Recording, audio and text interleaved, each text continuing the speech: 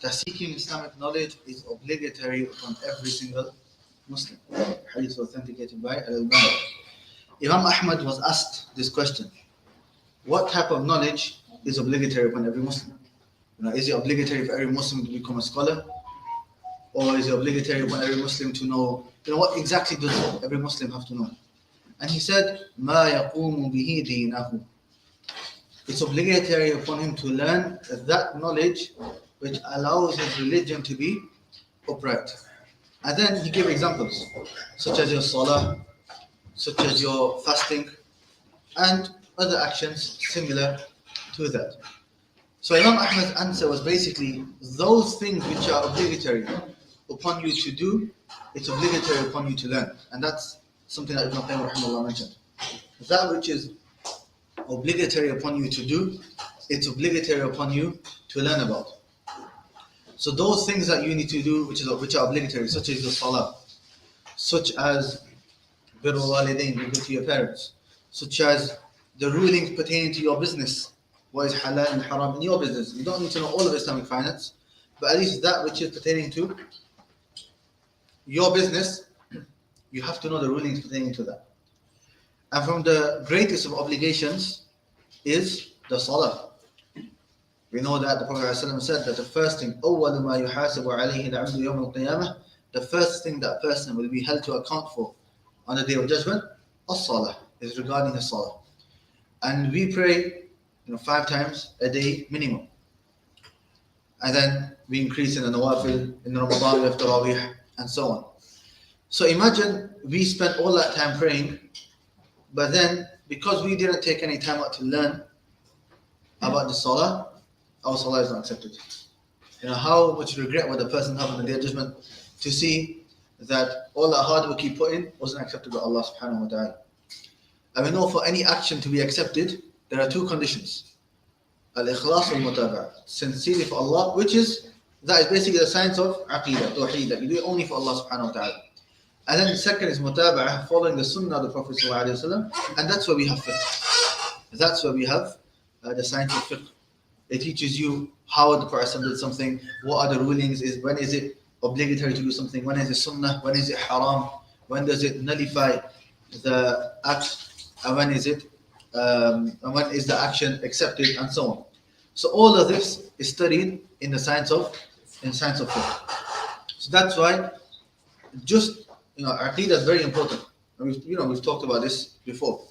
But then fiqh is also important, because aqeedah teaches you who you are worshipping, and fiqh teaches you how to worship that being. So we need to have both. And the Prophet ﷺ taught us both of them. So alhamdulillah, today we're going to be taking the fiqh of wudu and salah. Just before we start the fiqh of salah itself, just a quick introduction regarding fiqh itself. The first question is, what is fiqh? We hear this word a lot. What is fiqh? What is it? And by the way, these worksheets that you have, they're not something that I made. These are taken from Shaykh Haytham Sarhan's explanation of a book by Ibn Baz titled Ad-Durus al-Muhimma li'ammat al-Ummah, important lessons for every Muslim. So Shaykh Haytham Sarhan has an explanation. This is the translation of that. It's not the whole book, it's just a part of the book. The whole book is about 150 pages, the explanation. This is about 40-50 pages from them. So, for example, this introduction of fiqh that I'm giving you, it's not in here, so make sure you write it down. Inshallah. So, what is fiqh? Fiqh, the word fiqh linguistically means to understand. It means just to understand.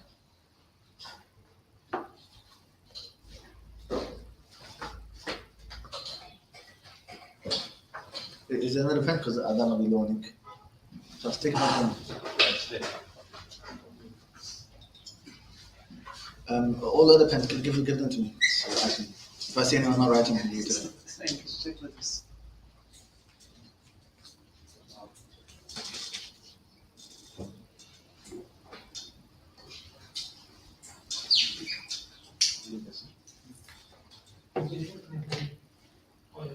Leave it, it's fine. Right. Fiqh linguistically means to To understand, just understanding. There are some ulama that say it means like a deep understanding and so on. But what seems to be correct is that it's just understanding generally. Okay? So for example, when Musa alayhi salam made dua to Allah, رَبِّ اشْرَحْ لِي صَدْرِي وَيَسِّرْ لِي أَمْرِي وَاحْلُلْ عُقْدَةً مِنْ لِسَانِي يَفْقَهُوا قَوْلِي. I make my statement that they can do fiqh of it, meaning they can understand my statements. Because Musa alayhi salam, he had an issue in speaking, so he made this dua, يَفْقَهُوا قَوْلِي. Likewise, the people of Shu'aib said to Shu'aib, Ya Shu'aib, مَا نَفْقَهُ كَثِيرًا مِمَّا تَقُولُ. O Shu'aib, we don't have fiqh of what you are saying, or a lot of what you are saying, i.e., we do not understand a lot of what you are saying. So the word fiqh linguistically in the Arabic language means just to understand. What does it mean Islamically? What's the Islamic definition that the ulama have given to fiqh? I'll mention a definition and then we'll explain it inshallah. So they say it is معرفة الأحكام الشرعية العملية, to know the practical Islamic rulings. It is the knowledge of the practical Islamic rulings. بأدلتها التفصيلية, with its detailed evidences. With its detailed evidences.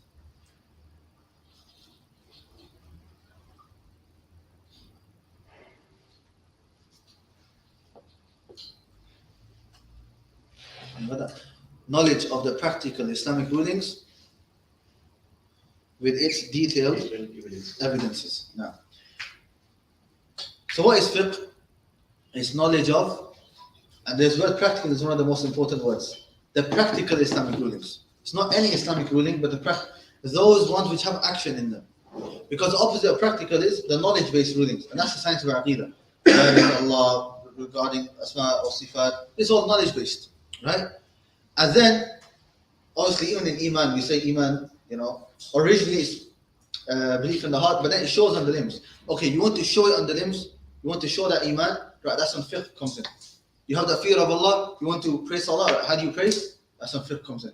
So, the knowledge-based rulings are Aqidah, and the practical rulings is the science of fiqh.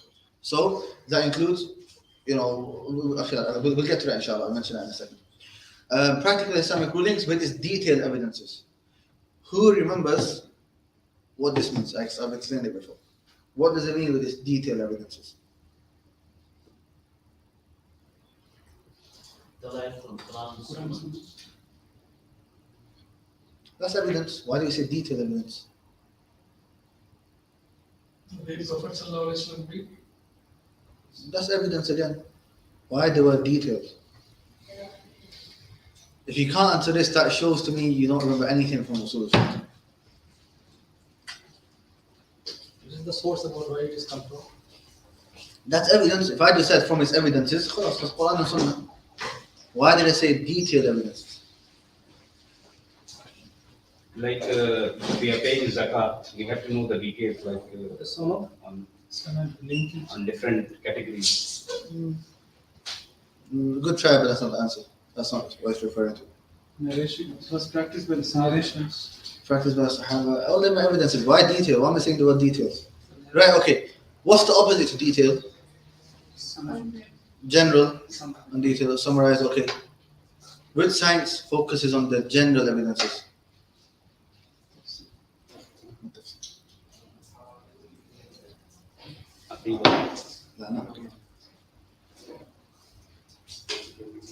I've mentioned the answers. Pondering on the Sunnah and Quran and finding out different detailing in that.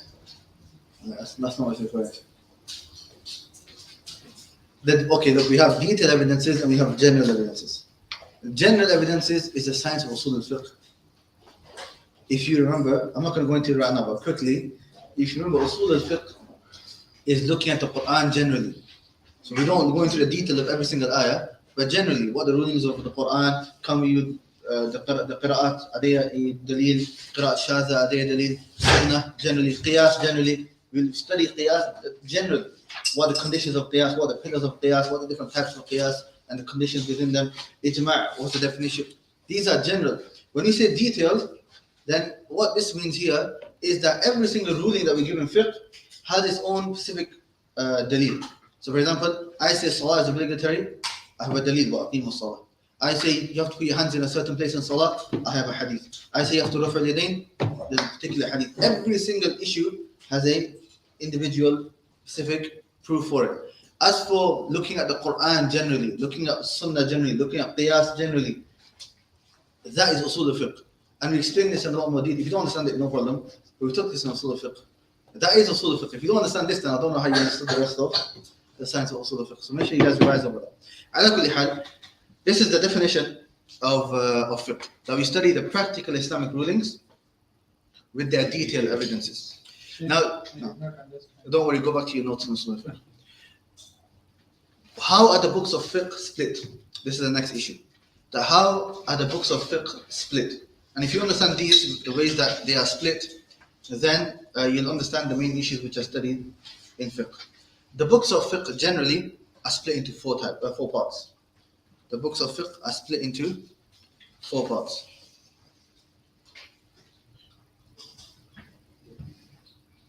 The first, ibadat, worship.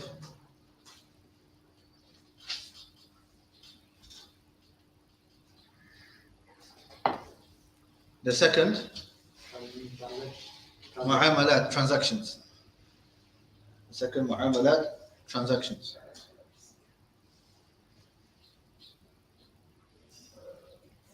The third, ahkam al-usra, family law.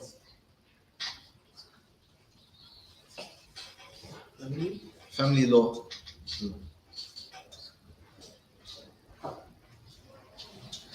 And the fourth? Qisas is a part of it. It's called jinayat, criminal law. Criminal law.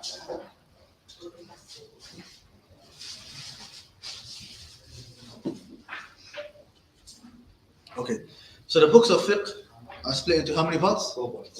4 parts, good. So firstly, worship. This is basically the 5 pillars of Islam except for the first. Except for the shahadatain. Why? That's aqidah. So they study regarding salah, and then they study regarding zakah, and then sawm, and then hajj. Okay? Khalas. With that we finished ibadah. Then we move on to mu'amalat, transactions.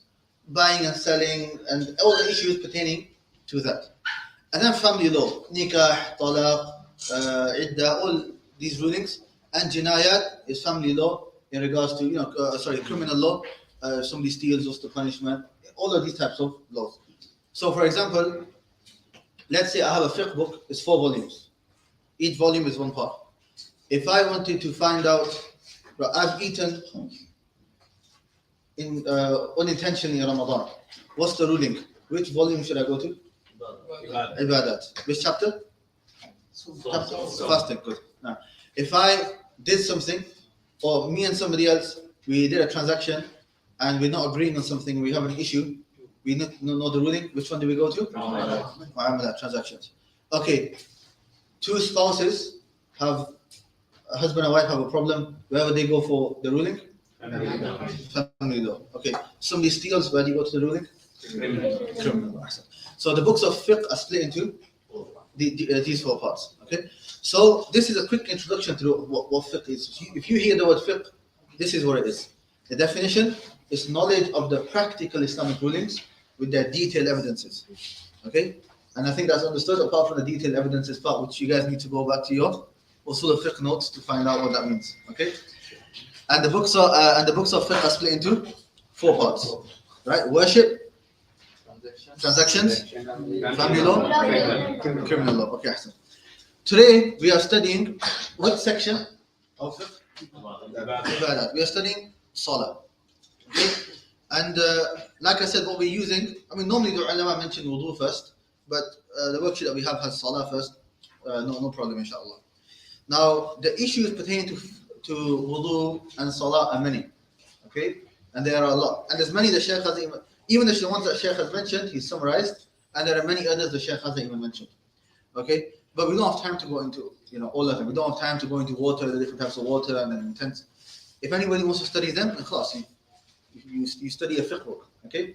The objective of today's dawrah is that we study the main issues and the main rulings pertaining to wudu and salah. If somebody was to ask you, what are the pillars of Salah, by the end of today, you should be able to mention all of them. What are the conditions of wudu? By the end of today, you should be able to mention all of them, inshallah. And I know there's going to be a lot of questions. Fiqh, the nature of fiqh is that there's a lot of questions. Okay? So I'm going to do the same thing that my teachers used to do in Medina, which is they say no questions except at the end of the lesson. Why? Because if you ask questions now, what's going to happen? We're not going to finish. Okay? So, especially once you get into the khilafi issues and so on, then that's some people enjoy it, but we don't have time for all of that. Right now, we need to know the basics. We need to know the basics. There's no point arguing about one issue or some ulama differ and you don't know the other rulings. Okay? So, we're going to start off firstly with the shurut of salah. This is the first chapter that we have. We'll see if, what time is that? 4:50. What's what? 45? No. 55. Khalas, okay. We'll try to take all the conditions, inshallah. We are studying first conditions of salah. We have two things. We have conditions, and later on we're going to come to something called pillars of salah. We have conditions of salah, and we have pillars of salah. What's the difference between pillars and conditions? We're going to mention two differences. So make sure you write this down. Two differences between a pillar and a condition. The first difference between a pillar and a condition is that the condition comes before the action. It comes before the action, and then it continues throughout the action. And then it continues throughout the action. As for a pillar, then that is within the action itself. That is within the action. So a condition is before the action, before and throughout the action, whereas a pillar is just within the action. So for example, one of the conditions of salah is to do wudu. When do you do wudu? During salah or before? Right, you do before. And does it continue with you throughout the salah? Yes, you have to keep that wudu with you, yeah, throughout the salah. Okay, reciting Surah Al-Fatiha is a pillar. You do that before or during the salah. So you can see that difference there. The second difference is that a pillar, it takes place we said during the action, but only a part of it. Meaning, like Surah Fatiha, it's only whilst you're standing, and later on you don't have to do it. So it's just a part of the action. It's not the whole action itself. Likewise, ruku' is a pillar, sujood is a pillar. Right? Is the whole salah ruku'? La. Ruku', and then there's different actions as well. Whereas a condition, the same example, wudu, it stays with you throughout the whole way. So it's not you just have to have wudu whilst you're standing, or just whilst you are doing ruku'. La, it stays with you throughout the whole action. So these are two differences. The first, a condition starts before and it continues through the action, and whilst a pillar is just during the action. And secondly, the pillar is a small part, maybe not small, sometimes it can be big, but it's a part of the action, whereas the condition stays with you throughout the whole action, inshallah. So right now we are studying the shurut of salah. What we'll do is firstly read all 9. Okay, there's how many conditions of salah are there? There are 9 conditions. We're going to mention all 9, okay? And these 9 you have to memorize. After Maghrib, I'm going to test you on these 9 conditions. Make sure you have it memorized. You know, how bad does it look if you ask a grown man, what are the conditions of salah, and he can't give you an answer? Huh? So make sure you know the conditions of salah. You have to memorize them. So I quickly will mention them, and then I'll go through them one by one, inshallah. The first is Islam. A person has to be a Muslim. If a kafir prays, it's not accepted. The second is sanity. You have to have aql. You can't be somebody who's insane, or somebody who's crazy and so on. The third is tamyiz. Tamyiz. Don't worry, I'm just going to mention them quickly right now. I'll come back to them in a bit more detail. The fourth is having wudu. The fifth is removing najasa or impurities. The sixth is covering the private parts. Number 7 is the entering of the time of the prayer. Number 8 is facing the Kaaba. And number 9 is having the intention. So these are 9. So when I ask you, you should be able to say that Islam, in Arabic or English, I don't mind. If you memorize it in Arabic, of course, memorize it in Arabic. But Islam, intellect or sanity, and if you use a similar word, it's fine. The age of tamyiz, having wudu, and so on. You should be able to mention all 9, inshallah. Let's go through them one by one. Firstly, Islam. A person has to be a Muslim. If a person isn't a Muslim, then his salah is not accepted. Here there's an issue that the ulama speak about in usul al-fiqh, but we're going to mention it here. If a non-Muslim prays, it's not accepted. Okay, everyone agrees. But is it obligatory upon the non-Muslim to pray or not? Yes. Is it obligatory upon the non-Muslim to pray or not? What do you think? Yes or no? Yes. If he prays, it's not accepted. So is it obligatory for him to pray? Yes. No? Riyad, do you think no? Okay, Riyad, do you think yes? Ulama do differ. However, what seems to be more correct is that it is obligatory upon them. It is obligatory upon them to pray. And the proof for it is when the people enter paradise and the people enter hellfire. The people of paradise will ask the people in hellfire and they will say, مَا سَلَكَكُمْ فِي سَقَرٍ. What caused you to be in the hellfire? And they gave a number of reasons, and the first one was, قَالُوا لَمْ نَكُ مِنَ الْمُصَلِّينَ. We weren't from those who prayed. Okay? Now somebody could turn around and say, okay, but that could be a Muslim who didn't pray.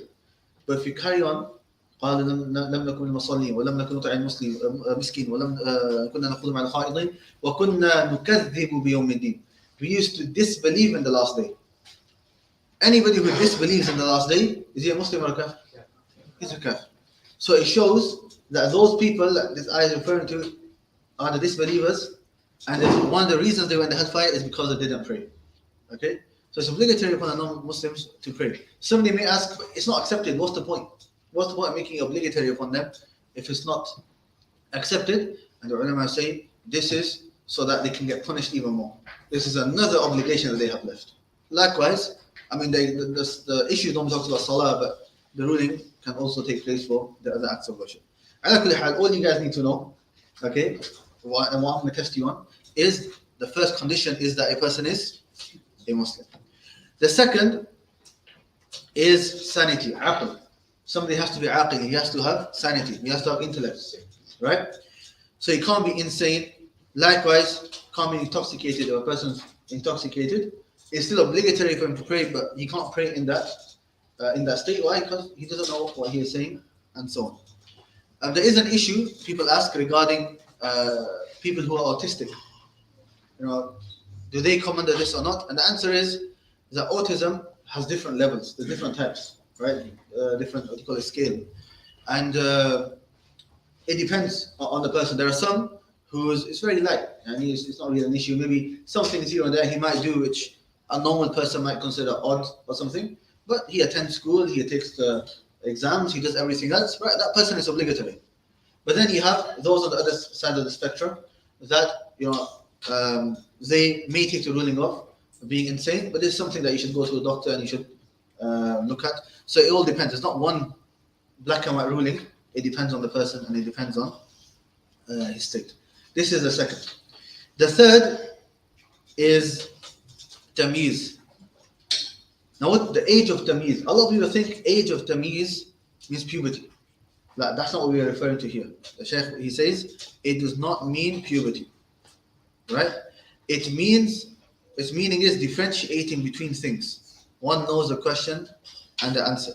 Meaning, when a child gets to an age where he's able to differentiate, you ask him a question, he can reply to you, and he understands what's going on, okay? And it doesn't mean puberty. However, the difference between the two is that the age of tamyiz, and there's no number, so it's any age that a person, you know, that a child is able to differentiate, then he's considered mumayyiz. He's considered at the age where he can pray salah. However, the two, some ulama, they consider both of them conditions, but from a different angle. They say tamyiz is shartu, it's a condition that if a person prays, it's accepted, right? So if a child has not reached the age of tamyiz, but he's able to differentiate, then it's not accepted. And if he is, then it'll be accepted. Whereas puberty is shartu wujubin, a condition of obligation. Meaning, when he reaches the age of puberty, then it's obligatory. Before that, it's not obligatory. Before that, if he prays, it's accepted, but it's not obligatory. But once they reach the age of puberty, then it is obligatory upon that person to pray. So we have to differentiate between the two. So when is salah accepted? At the age of tamyiz. When is it obligatory? At the age of puberty. Another question now which you need to write down is, when does a person reach the age of puberty? When does a person reach the age of puberty? There are 3 signs of a person reaching the age of puberty, and there's a 4th one which is specific for the women. The first is that a person has a wet dream. He has a wet dream. So if a person has a wet dream, then he is considered reached the age of puberty. The second is that pubic hair grows on a person's body. Pubic hair grows on a person's body. If these two are not found, meaning he's not had a dream and there's no pubic hair, then if he reaches the age of 15, then he is considered baligh. He's considered reached the age of puberty. So a wet dream or having pubic hair, if these two aren't there, then the age of 15.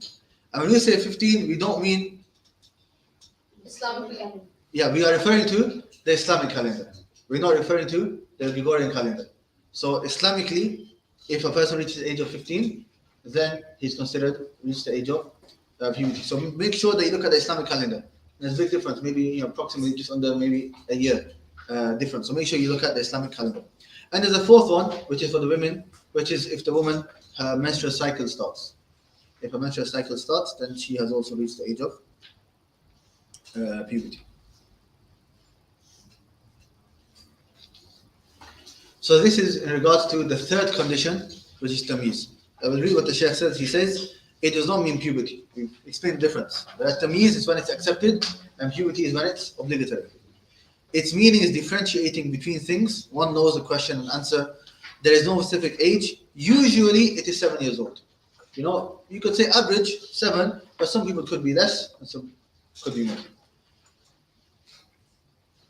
When is the prayer of the child valid? If he is able to differentiate, otherwise prayer is invalid. Okay? Now we have the 4th condition, which is in regards to wudu. 4th condition, which is wudu. Now, when we talk about wudu, literally the ulama normally don't say the word wudu. They say the condition is raf'ul hadath, which is a better translation. It's better to use this word than the word wudu. And raf'ul hadath means to remove the state of impurity. To remove the state of impurity. And why is this better? Because it's not restricted to just wudu. It's not restricted to just wudu. Because removing the state of impurity, these states are 2 types. We have major impurity and we have minor impurity. So it's not always just wudu. What is major impurity? Major impurity is when you need a shower. And minor impurity is when you need to do wudu. You need to do wudu. We're not going to talk about them right now because it's going to come later. Later on, we're going to talk about the fiqh of wudu and inshallah showering as well if you have time. We'll talk about the details of this over there, inshallah. But this is the 4th condition. The 5th condition is removing impurities. The 5th condition is removing impurities, najasa, from 3 things. When you are praying, you have to make sure that 3 things are clean and pure. The first is your body. Make sure there's no impurities on your body, whether it's your hands, your legs, whatever it may be. The second is the place that you are praying. The place. And when we say place, we don't mean the whole room. So if I'm praying here, the whole room is not a condition. But the place where I'm praying, so my unit of where I'm praying, just until where I'm doing sujood, right? Until there, that's the area that needs to be clean. For example, let's say there's some urine in that corner of the room, okay? And if I pray in this corner over here, is my salah accepted? Yes, it is accepted. If I pray over there, no, then it's not, okay? And the third is your clothes. The third is your clothes. You have to make sure that your clothes are clean. So removing impurities from three things: your body, your clothes, and the place that you are praying. If one prays with it whilst knowing and able to remove it and remembers it, then the prayer is invalid. Okay? Now, so if a person knows and he prays, then the salah is not valid. What if a person didn't know, he prayed, and after praying he found out that there are impurities on him? What's the ruling on the salah? Huh? Accepted. It's accepted. Now the answer is that it is accepted. If a person didn't know and he prayed and there was impurities, then it is accepted. And the proof is the hadith of Prophet ﷺ when he was leading the Sahaba in prayer. During the Salah, the Prophet ﷺ, he took off his sandals and shoes. And all the Sahaba did the same. And later on, after Salah, the Prophet ﷺ looked and he saw that no one had their shoes and sandals on. So he asked and inquired. And they said, because we saw you do it, O Messenger of Allah. And then the Prophet ﷺ said that I only did this because Jibreel ﷺ came to me in the prayer and he told me that I had impurities on my shoes, so I took them off. How does this hadith show that if a person finds out later he doesn't have to make up the salah? They did not repeat. They did not Because the Prophet ﷺ didn't repeat his salah. So the Prophet ﷺ had started. He didn't make up those raka'at that he had prayed with the impurities on. So, and here we can take a general principle as well. General principle, which is that if there's something that you are commanded to do and you don't do it, then you have to redo the action. Okay, and I'll explain it. Something you are commanded to do and you don't do it, you have to redo that action. But something you have been commanded to stay away from and it takes place unintentionally and so on, and you find out later, then you do not have to repeat it. So an example of the first, something that you have to do, and if you forget and you find out later, then you have to repeat. Like wudu, for example. You pray without wudu, then you have to repeat your salah. Okay? But something that you have been commanded not to do, you should not have impurities. You should be clean of impurities. If there are impurities and you find out later, then you don't have to make up the salah again. And what's the proof? One of the proofs is this hadith that I mentioned, which is in Bukhari. Now, this is one of the proofs, and there's others as well. Like I said, today the objective is what? The objective is not to go into the details. Right now, I just need you guys to know the basic ruling. So I might not always mention every single daleel and everything, but that's only because of time. Okay, I need you guys to know the basics. Removing, and I said, if you want more detail, then I'm planning anyway. After I go back to UK, I'm planning to start fifth class anyway online. Anyone wants to join, they can join that, inshallah. Right. Removing it is divided into three categories. Right. Najasa is split into three categories. We have Najasa al-Mughalladha, which is a severe type of impurity. We have a light, Mukhaffafa, light type of impurity. And we have Najasa Mutawassita, moderate, yani in the middle type of impurities. What's the severe type of impurity? That is the saliva of the dog. If a dog, the saliva of the dog goes on somebody's clothes or whatever it is, then you have to wash it 7 times.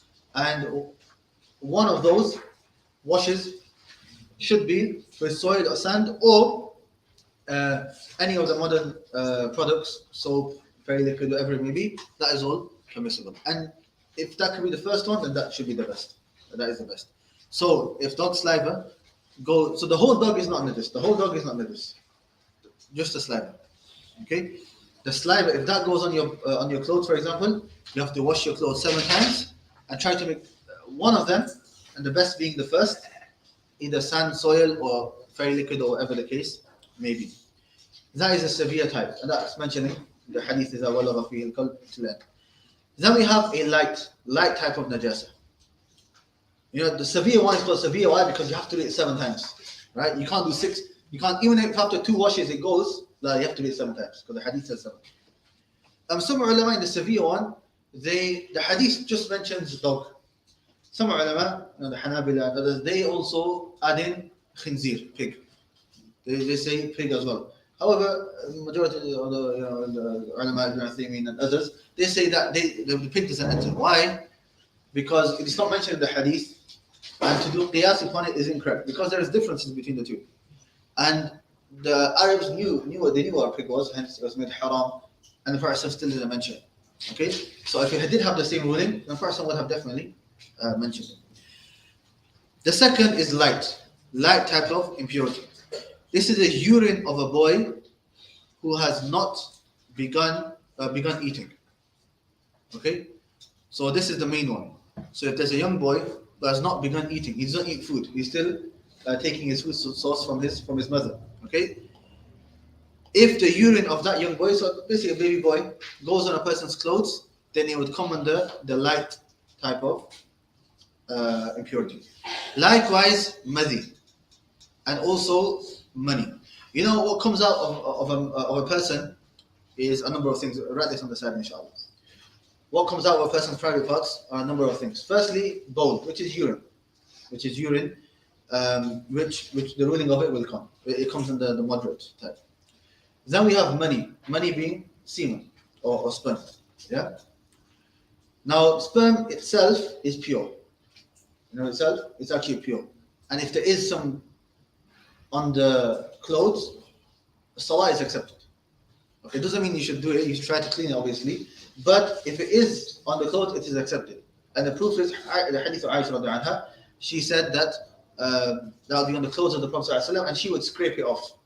And by scraping, you can't take all of it off. So it would show that the Prophet ﷺ sometimes maybe would have it and he would pray. So that shows that the salah is accepted. Then we have madhi. Madhi is pre-seminal fluid. It's this type of fluid that comes out when a person is having a lot of desires and so on. And it's different to madhi. Madhi is more of a cloudy substance, and it comes out, it's a dufqa, and it comes out, it shoots out basically. Whereas madhi is see-through, it doesn't really have a color, and it comes out a little bit at a time. This is called madhi, pre-seminal fluid.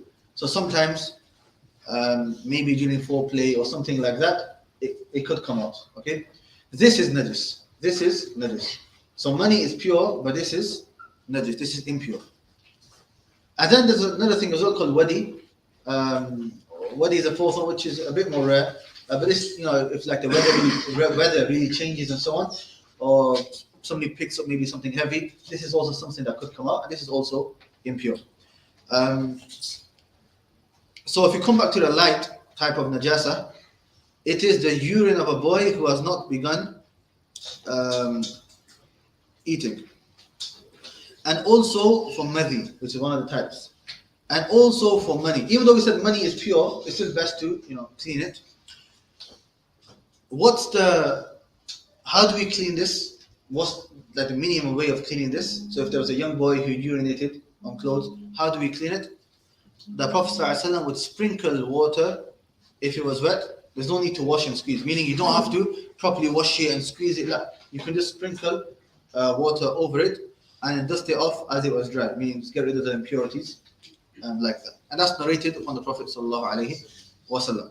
So obviously, if you can't wash it, it's better. Obviously, back in the day, maybe it's more difficult for them to have more clothing and so on. And if somebody's maybe traveling, and there's all these circumstances, that person might be in that situation where he needs this ruling. So don't always think that, okay, yeah, but when do we need to know this? There might be times when maybe salah time is about to finish, 5 minutes left, and you're in this situation. You don't have time to wash, right? So these rulings are very important as well. And then we come to the moderate one.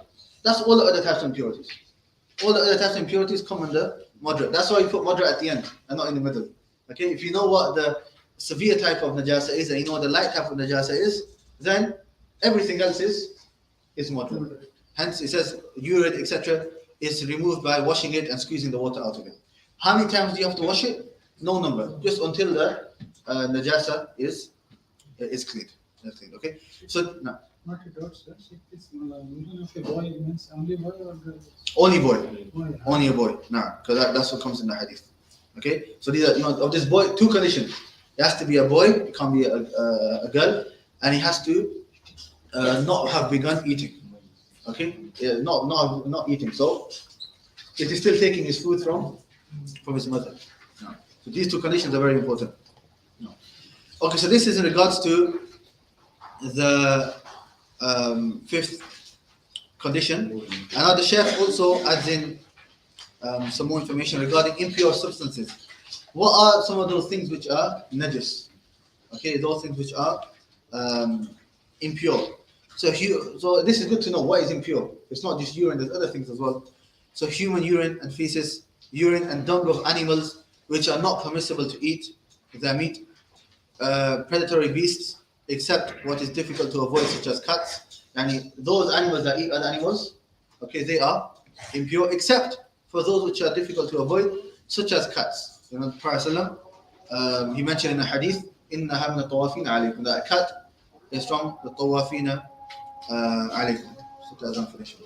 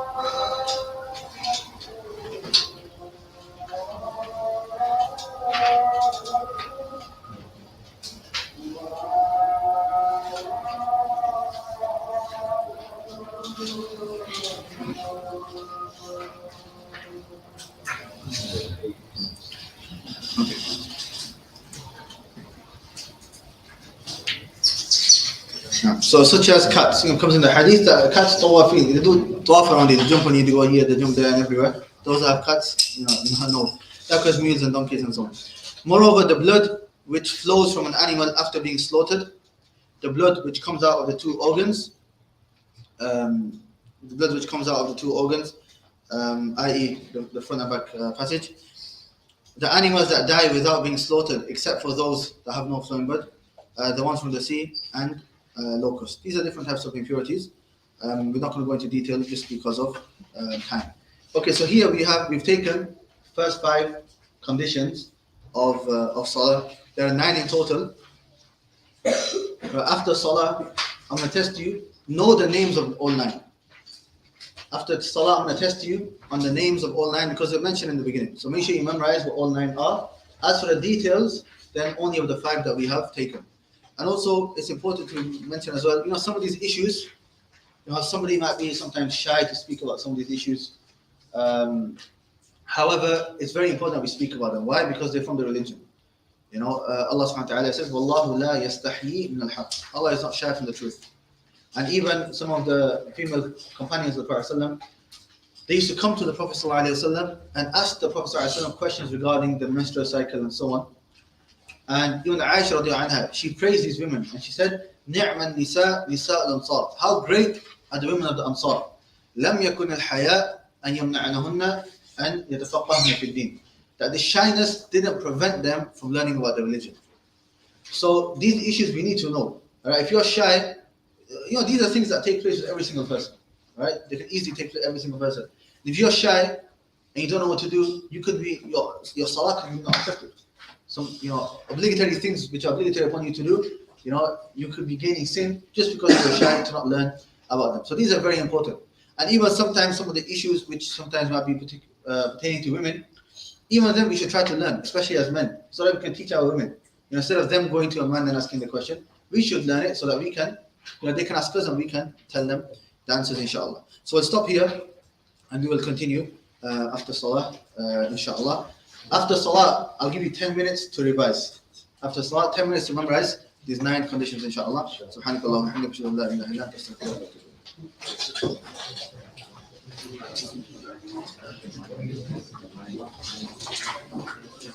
Because the speed kept number, they want to give number, have it down in the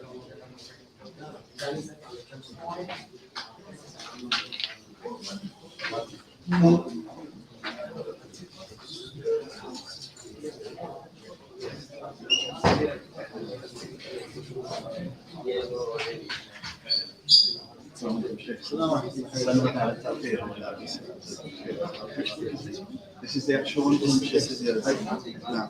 شرح دروس مهمة. Is it you came yesterday? He's on my meeting tomorrow.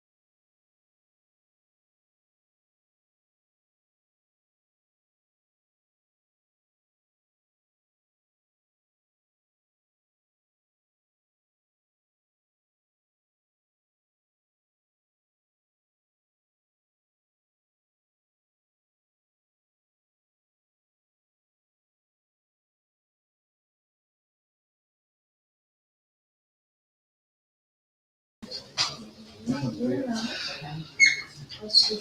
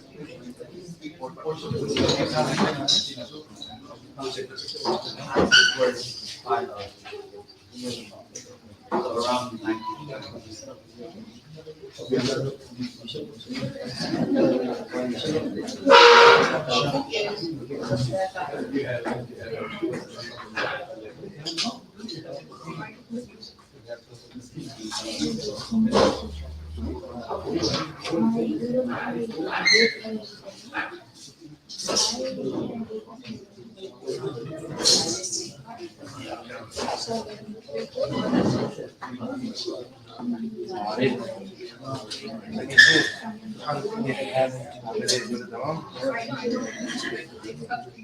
انا جيت لسه ابتديت الدرس ما لحقتش اسلم عليك. لما جيت ابتديت الدرس مش عرفتش اسلم لا عليك. لا عادي.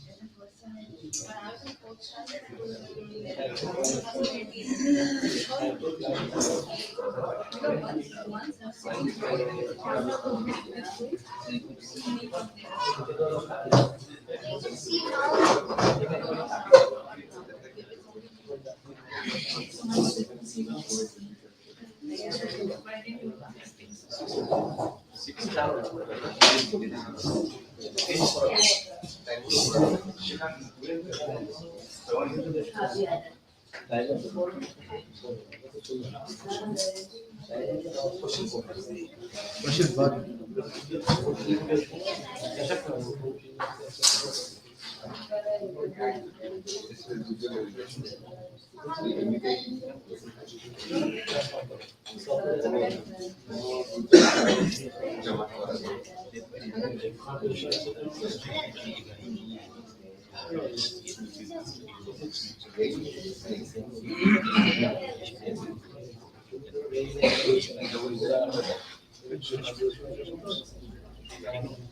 ايش انا ماسك بريك؟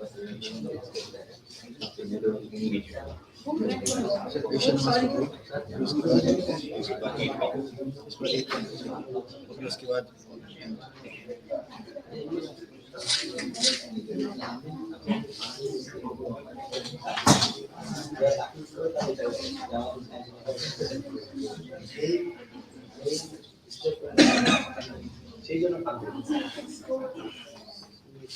بسم الله الرحمن الرحيم الحمد لله رب العالمين والصلاة والسلام على نبينا محمد وعلى آله وصحبه أجمعين. أما بعد, definition of it. Definition of it. Can you ask me what لا the لا لا definition. So the definite fit in terms of language is understanding. Understand. The definition of fiqh in Islamic terms is to know the rulings and the detailed evidences. So to know the practical Islamic rulings with the detailed evidences. Alhamdulillah, you got it. Why are you scared? Inshallah. Alhamdulillah. Right. How are the books of fiqh split? There's basically 4 books, 4 parts now. 4 parts, yes. Ibadah, Worships, getting Arabic and English, Yeah, English. The Transactions, the family law, family law, criminal. criminal law. Ahsan. Yes, after that. What are the 9 conditions of Salah?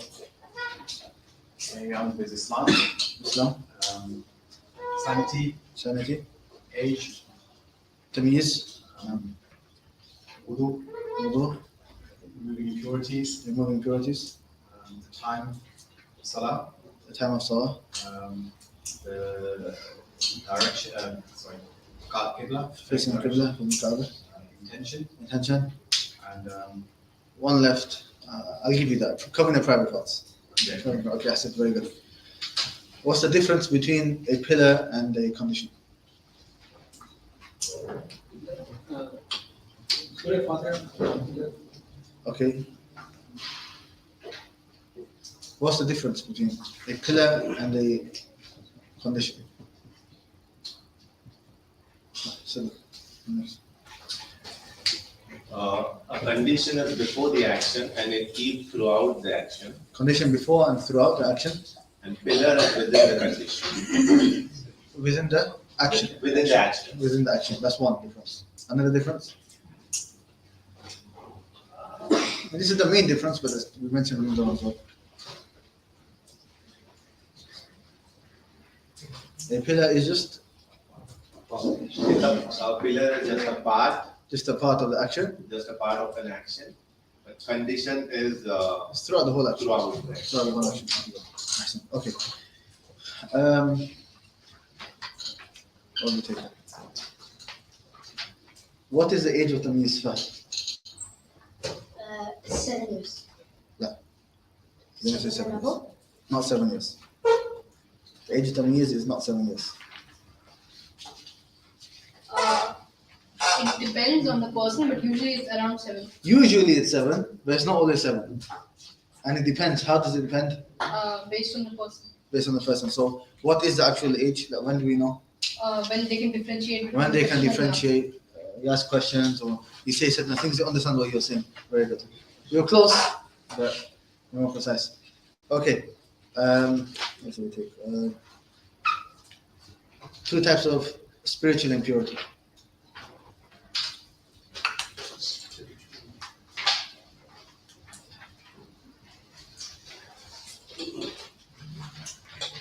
Spiritual impurity. And the state of impurity that person is in.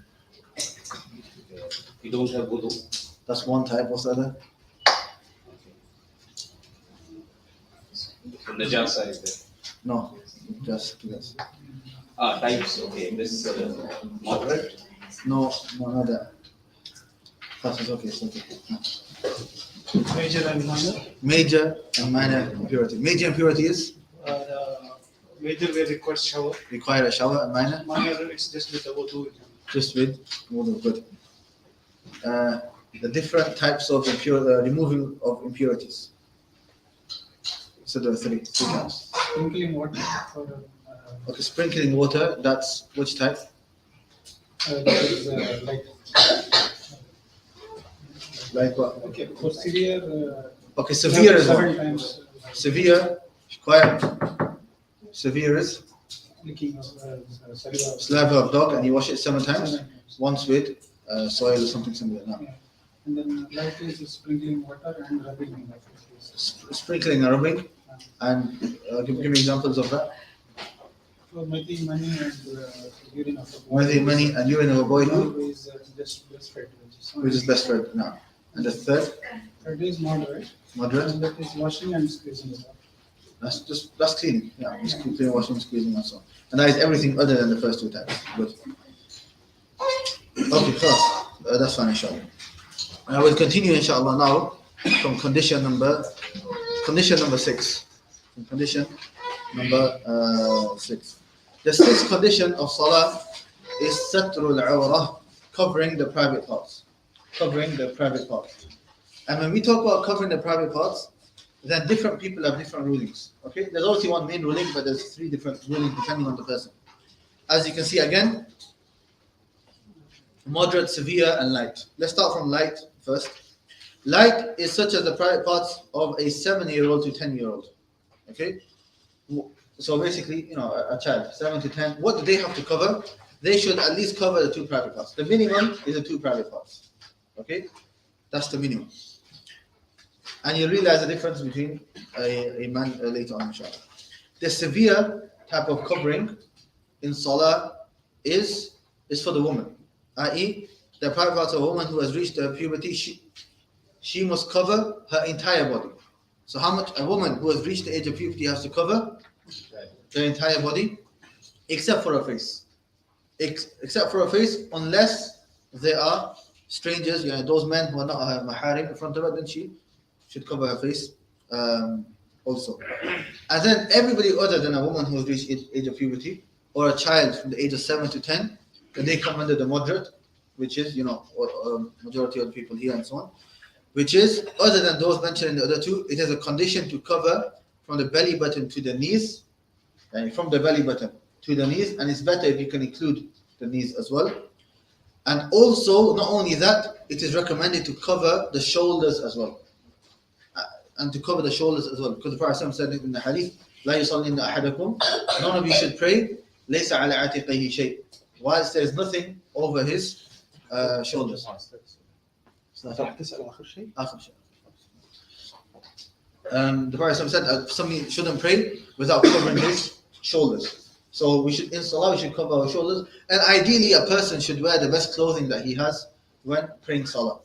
Sometimes we wear the best clothes when we go to work, and when it comes to Salah, that's when we wear, pajamas or I don't know, whatever it may be. We're not too worried about our Salah. But the reality is, this is the most important meeting, which is with Allah subhanahu wa ta'ala. So we should wear our best clothing. But we should minimum, we should cover our from our navel, our belly button to, and including our knees, and also our shoulders. It's important. So sometimes, especially youngsters, sometimes, I don't know about Kuwait, but in the UK, they have sleeveless tops. Okay? So they have tops where they come up to here, and the whole arm can be shown. That is not allowed in Salah. And that shouldn't be worn in Salah. Why? Because the shoulders are shown. If it's a t-shirt that comes to here, that's fine. T-shirt that comes to here, that's fine, because that covers the shoulder. But if it comes to here, or like a vest, that is not allowed to be worn. Okay, so that's the minimum. Obviously, you should wear the best clothes, but that is in terms of minimum. Well, some ulama say recommended, and some say they don't say invalid is a salah, but they say it's obligatory. If the person doesn't do it, then he is sinning. Okay, I know the Shaykh has written here istihbab, but some ulama have said it's obligatory as well. So we should try our best to never show our shoulders. No. So this is in regards to the sixth condition, which is, it's called satr al-awra, covering the private parts, but like we said, it differs depending on the person. And on the feet, we're going to stick to the Shaykh al-Sadiq. I said in the beginning, I'm not going to enter into Masail al-Khilaf. Okay? There's some that say feet and some as well, but we'll stick to what the Shaykh says, which is that they should also cover their hand and feet as well. Number 7. The 7th condition is the prayer time, meaning a person he can only pray that salah within the time of the salah, except if he is traveling and is combining between 2 prayers, then the prayer time becomes more vast for him. So a person is traveling, then he can combine between Dhuhr and Asr, and he can pray either in Dhuhr time or he can pray in Asr time. But he can only pray in Asr if the intention is that he's going to delay it. Right? So you have to intend at Dhuhr time, right? I'm going to pray it later. I'm going to pray it later at Asr time. Okay? So it's not that a person just forgets about it. At Dhuhr time, he should make the intention that he's going to combine at Asr time. Another important condition that ulama mentioned, like I said, we're not going to go into too much detail with everything because we don't have time, but I might mention just the most important conditions, the most important things that ulama mentioned, is if you are combining your salah, then there's a condition, which is that you do not leave a gap between them. You do not leave a long gap between the 2 salahs. You do not leave a long gap between the salah. Meaning, if you're combining between Dhuhr and Asr, that doesn't mean you pray Dhuhr, and then you go, okay, let's go now. And an hour later, it's still the time of Dhuhr. You say, okay, now I'll pray Asr because I'm allowed to combine. That's not allowed. It has to be pray Dhuhr, and straight after you pray Asr. And if there's a few minutes, 5 minutes, somebody's spoken to you, and then you pray Asr, that's fine. That's not a long gap, that's a short gap. But we are not allowed to have a long gap. So keep that in mind. Some people, they make that mistake. They pray, for example, Dhuhr, then they go out shopping and then they find some time, oh, there's 20 minutes after Asr, let me pray now. Because we can combine during traveling. La. We can combine, that's not combining, that's just you praying before Asr time. You've not combined. Combined is where there was only a short period of time between the two. There's a long period of time, then that is not allowed. The 8th condition is facing the Qibla. Facing the Qibla. So you have to face the Kaaba. If you're in Makkah and you can see the Kaaba, then you have to face exactly the Kaaba. If you can see the Kaaba, then you have to face exactly the Kaaba. If you can't, like we are here, or maybe anywhere else in the world, then you have to face the general direction of the Kaaba. The general direction. Meaning, if the Kaaba is here and you've ended up praying here, the salah is accepted, it's fine. Okay? As long as it doesn't go, normally they say 90 degrees on both sides. ما بين المشرق والمغرب قبلة. What's between the east and the west is the Qibla. So as long as it's in the general direction, that is fine. Obviously, if you're praying in the other direction, that's not facing the Qibla. So we have to face the Qibla, which is the Kaaba. You will read what the Shaykh says.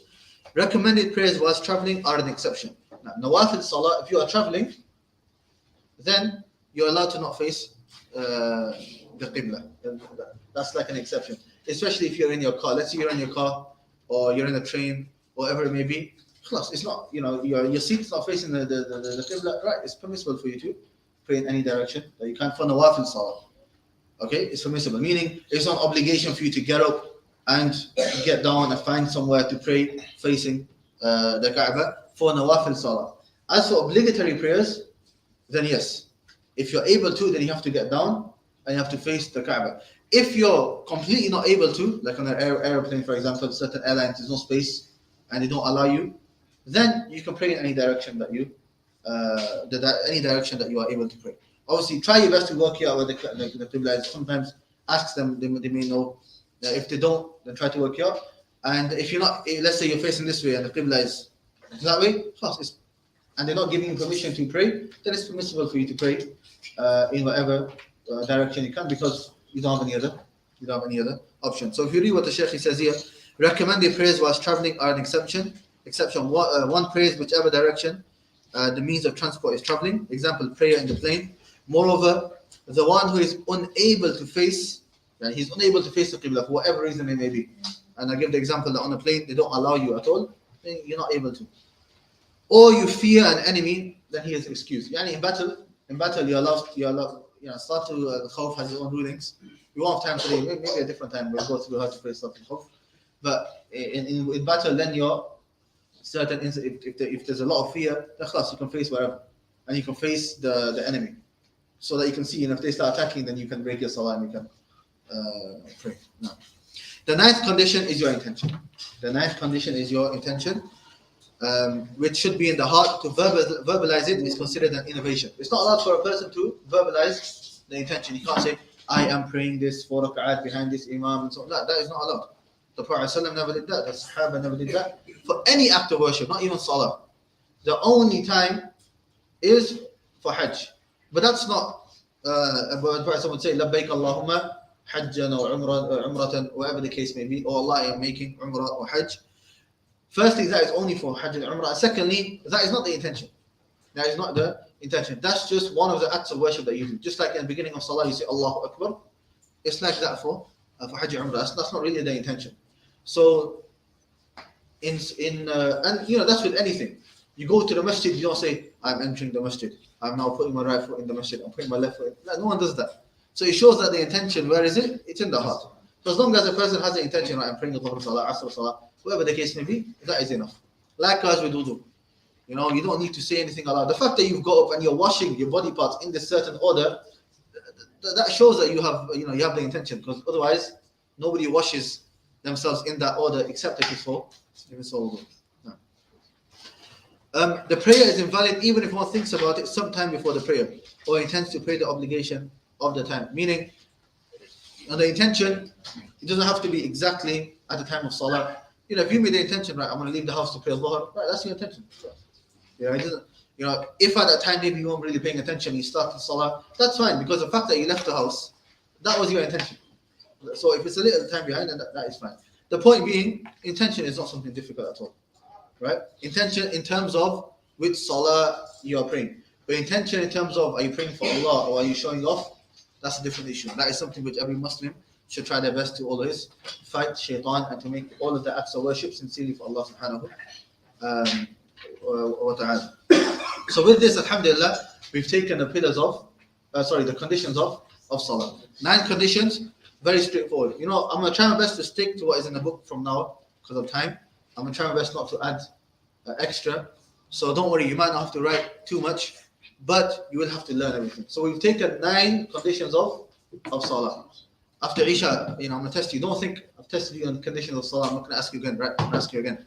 Now we move on to pillars of salah. We've taken conditions. We're going to move on to, pillars of salah. Very good. How many pillars of salah are there? 14. You should be able to mention all 14. Okay? From the top of your head. Right? In English, right? Standing up, if able, first takbir, reciting Surah Fatiha, bowing, and so on. You should know all these 14. Right? We'll go through them one by one, inshallah. But let me just go through all 14, inshallah. Number 1, standing if able. Number 2, first takbir. 3, reciting Surah Al-Fatiha. Number 4, bowing. Number 5, standing straight after bowing. Number 6, prostrating, yani sujood. Number 7, upon 7 body parts. Number 7, getting up from prostration. Number 8, sitting between the 2 prostrations. Number 9, tranquility in all the positions. Number 10, the ordering of the pillars. Number 11, the final tashahhud. Number 12, the sitting for the final tashahhud. The 13, making dua for the Prophet ﷺ, and number 14, giving salam on both sides. Assalamu alaikum wa rahmatullah. These are 14 pillars of salah. Very important for a person to know all of these 14.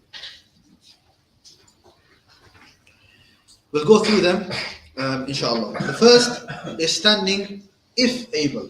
Standing if able. So look at that condition. If a person is not able to stand up, then they can sit down. And if they can't sit down, then lie down. If they're lying down and they can't move at all, because if you're lying, then you should at least, if you're sat on the chair, at least you should indicate by going forward and sujood going forward. If a person's, paralyzed, right, he can't move at all, how does he indicate if he's going into sujood or with his eyes? Now may Allah protect all of us, but if a person was in that situation, then with the eyes. The point being is there is no excuse for anybody. There is no excuse for anybody to miss the salah. Now standing, if able, this is a pillar, but only in the obligatory prayers. Only in the obligatory prayers. As for the recommended prayers, it's permissible for a person to sit down. It's permissible for a person to sit down. However, if a person does sit down, then as Prophet said, he only gains half of the reward. He gets half of the reward. But it's permissible. So like in Tarawih, for example, it's permissible for a person to sit down. I mean, even in normal salah, if a person is really hurting, then he can't sit down as well. But in Tarawih, he just feels a bit lazy. It's permissible for a person to sit down, but it's half the reward. If you read what the Shaykh he says, he splits it into 2 and he says, recommended prayers, the prayer is valid if one's praying sitting. However, the reward is half of the one who prays standing. If one prays lying down, he gets half of the reward of the one who prays sitting. In the obligatory prayer, standing is a pillar. A person is excused if not able to stand up at all, or is able to stand but unable to focus. If one is able, if you're standing but it's hurting you, it's not that you can't stand, but by you standing there's a lot of difficulty and you can't focus, so it's permissible to sit down. Okay? And obviously, how much is that? Every person knows their own situation. If one is able to stand even for part of the prayer, then he or she does so. This is very important. This is very important, especially on those that pray on chairs. Some people, they can't do sujood. That's too much bending for them. Okay? That's fine. They can do sujood on the chair. But they're able to stand up and recite Surah Fatiha. Right? During Surah Al-Fatiha, they have to stand up. It doesn't mean that salah, right? They can't do sujood. They can't do sujood on a chair. That means the whole salah is on the chair. No. What they are able to do, they're able to stand up for Surah Fatiha and for the ruku' and standing after ruku'. Right? That they have to stand up. As for sujood and sitting between the sujood and tashahhud, then they can sit down on the chair. So basically, whatever you are able to do, you do. And whatever is difficult, that's what you sit down for. That's what you sit down for. Here's something very important. Something very important. you enter into the masjid, right? We know if you enter into the masjid and the imam is in ruku' and you catch the rak'ah, then you catch the imam in ruku', you've caught that rak'ah. However, what some people do is they miss out this first pillar. So for example, I'll show you. Okay, make sure the camera is inshallah, yeah. Okay, so for example, the imam is in ruku'. Okay, I've come into the masjid, I say Allahu Akbar. Is that correct? No. Why is it not correct? Why? I'm not standing. The first pillar is not there. I have to stand up and say Allahu Akbar. Only then I go into ruku'. If I come in and I say I'm like this and I say Allahu Akbar, then I'm not standing. Am I standing? That's not standing. I've started the bowing, right? So you have to stand up fully. You say Allahu Akbar, and then you go into ruku'. Okay. Whereas just saying Allahu Akbar like this, it doesn't count. So be very careful. Don't rush into the prayer. And if you miss the Imam ruku', the Prophet said, "Ma adraktum fasallu wa ma fatakum fatimu." Whatever you catch, then you catch it, and if you miss it, make it up later. The main thing is you have tranquility and you don't rush in your prayer. One takbir has to be first takbir, and then I have to go into ruku', but after takbir I have to leave. Okay, so we're gonna come right now. This is the next issue. Look, I'll show you the next issue. Right, it's just issue right now. Pillar 2. What's pillar number 2? First takbir. First takbir, right? This is called takbiratul ihram. Takbiratul ihram, which is the first takbir. Allahu Akbar. Now notice we said first takbir. Even though we say Allahu Akbar during the rest of the salah, those takbirat have a slightly different ruling, which we will get to shortly, inshallah. The first takbir, which is saying Allahu Akbar, not moving your hands. Moving your hands is rafa' yadayn, that's something else, which we'll get to, okay? Saying it, that is obligatory. And it's called ihram, what does it sound like? Haram, right? Because by you saying that Allahu Akbar, it's made eating, drinking, talking, all haram in salah. That's why it's called takbiratul al-ihram. Right, so in the same example of before, saying Allahu Akbar, the first one, that is from the pillar. As for going in, if the imam's in ruku', you can say it. If you want to say Allahu Akbar again, you can. If you don't want to say Allahu Akbar and go straight into ruku', that's also fine as well. That's not a big issue. Does that make sense? Which one do you have to say? The first time. The first Allahu Akbar. Yeah. The main thing is you have to say it.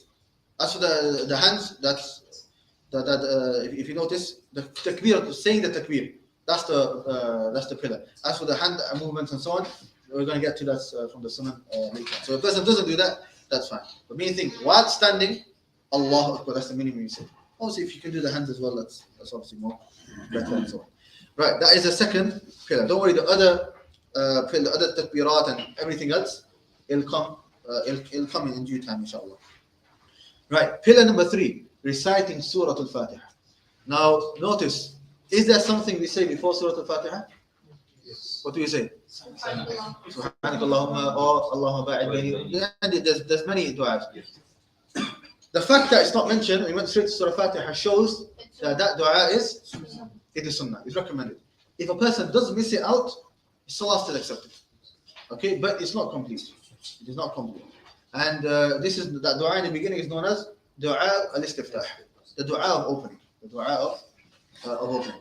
So you recite Surah Al-Fatiha. That is pillar number 3. Now Surah Al-Fatiha is very important, especially us, because most of us are non-Arabs, and even some of the Arabs, that we learn how to recite Surah Al-Fatiha correctly. If you do not recite Surah Al-Fatiha correctly, your salah is not accepted, because you have not come with this pillar. Be very careful. And the ulama are very precise. Even the shadda, the W sign, Rabbil. Make sure you do the shadda on the ba. Because if you don't do it, if I say Rabbil, so it's not accepted. Salah is not accepted. Why? Those that know a shadda is actually 2 letters. If you look at how the word Rab is, the word Rab is written, originally it's actually a Ra, Ba and Ba. There's 2 Bas. But they put them together and they put a shadda. Any shadda, that's what it is. It's 2 letters. One has a sukun and the other has a haraka on it. So if I say Rabbil, for example, I've only mentioned 1 Ba. I've not said both Bas. So I've not recited a letter from Surah Al-Fatiha. So I've not recited Surah Fatiha completely. Again, غير المغضوب عليهم ولا الضالين. If I say lean, not correct. ولا الضال. Stay on it for a little while. Show the shadda. ولا الضالين. You stay on it for a little while. If I say ولا الضالين, I've not brought that lamb. So learning how to recite Surah Fatiha is very important. And even the letters, don't say, Surah غير المغضوب عليهم ولا الضالين. It's the Quran, speech of Allah subhanahu wa ta'ala. We need to learn how to pronounce. Yeah, especially if you're a bit older, it might be difficult, but it's not that difficult. It takes a bit of time in the beginning, but once you've got it, it's second nature. It's second nature reciting this, So we have to put a bit of effort in. It's not enough just to send our kids, go learn to read the Quran, become hafiz. We should at least know how to recite Surah Al-Fatiha. Number 4, it says tranquility in all of the positions. الطمأنينة, meaning don't rush. And what it means by tranquility, it says tranquility is achieved by reciting each statement at least once. Meaning I'm in ruku' for that period of time where I can say Subhana Rabbi al-Azim. If I can say that, then khalas. Whereas some people, you look at them and honestly you can't even say Subhana Rabbi al-Azim and they're already off. Okay? If a person does that, then he doesn't have tranquility. Important point to remember, the pillars are within an act of worship. The prayer is not valid if any of the pillars are not performed intentionally, out of ignorance or forgetfully. Neither does the prostration of forgetfulness make up for it. One should repeat a recent prayer. Okay. One second. Pillar 4. What are the rest of the pillars? That point to remember should be at the end. 8.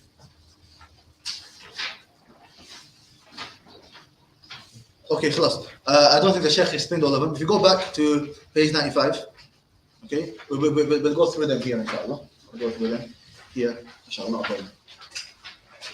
Everybody says pillars of prayer. Okay? I think the Sheikh just, what's in the yellow box, and the main box, that's the actual text, and the rest is the explanation. The Sheikh just maybe explained the things which needs explanation. Those things which are clear, he left. Okay. So we took standing if able. Number 2, takbirat al-ihram. Number 3, reciting Surah Al-Fatiha. Number 4, ruku'. Number 4 is ruku'. Ruku', ideally, right, it should be a person's back is straight. Some people have Fahad, come here. Right. Right, Fahad, I want you to do ruku', inshallah. Okay, I want you to show the people how to do ruku'. So to do ruku' this way so that people can see your back. Okay, we're going to ruku', inshallah. Yeah. Okay. Now that's accepted, but make your back a bit more straight. Head up a bit. Right, I can't see from. Is that straight? Yeah. Is that straight? Class, it's straight. So that's how ruku' should be when a person's back is straight. So much so that the ulama have said it should be that straight. If you put a glass of water on it, it shouldn't fall. Don't move, it's going to fall. Right, alhamdulillah, it's fine. Okay, you want some water? No, okay, right, stay 1 second. Right. So that is how much ruku' should be. However, I want you to go up a bit. Go up a bit more, right. A bit up, yeah, stay there. Right. Is that accepted? No. Go down. Slightly more. Right. Is that accepted? No. No, that's accepted. Right. Go up higher. Right. Is that accepted? No. That's not accepted. Go higher. Is that accepted? No. What was the difference? It was only a slight difference. What was the difference? The difference was the minimum that you need is that your hands should be on your kneecaps. Your hands should be on your kneecaps. So for this one, look, his back's not straight, but your hands are on your kneecaps, right? So that's the minimum. Okay? It's not something you should do, but in terms of being accepted, that's the minimum. Ideally, it should be straight, like we explained. But if the hands are on the kneecaps, then that's like the minimum of what is accepted. Anything higher, go higher without touching it. Yeah, like that, and that is not accepted. Okay? Exactly.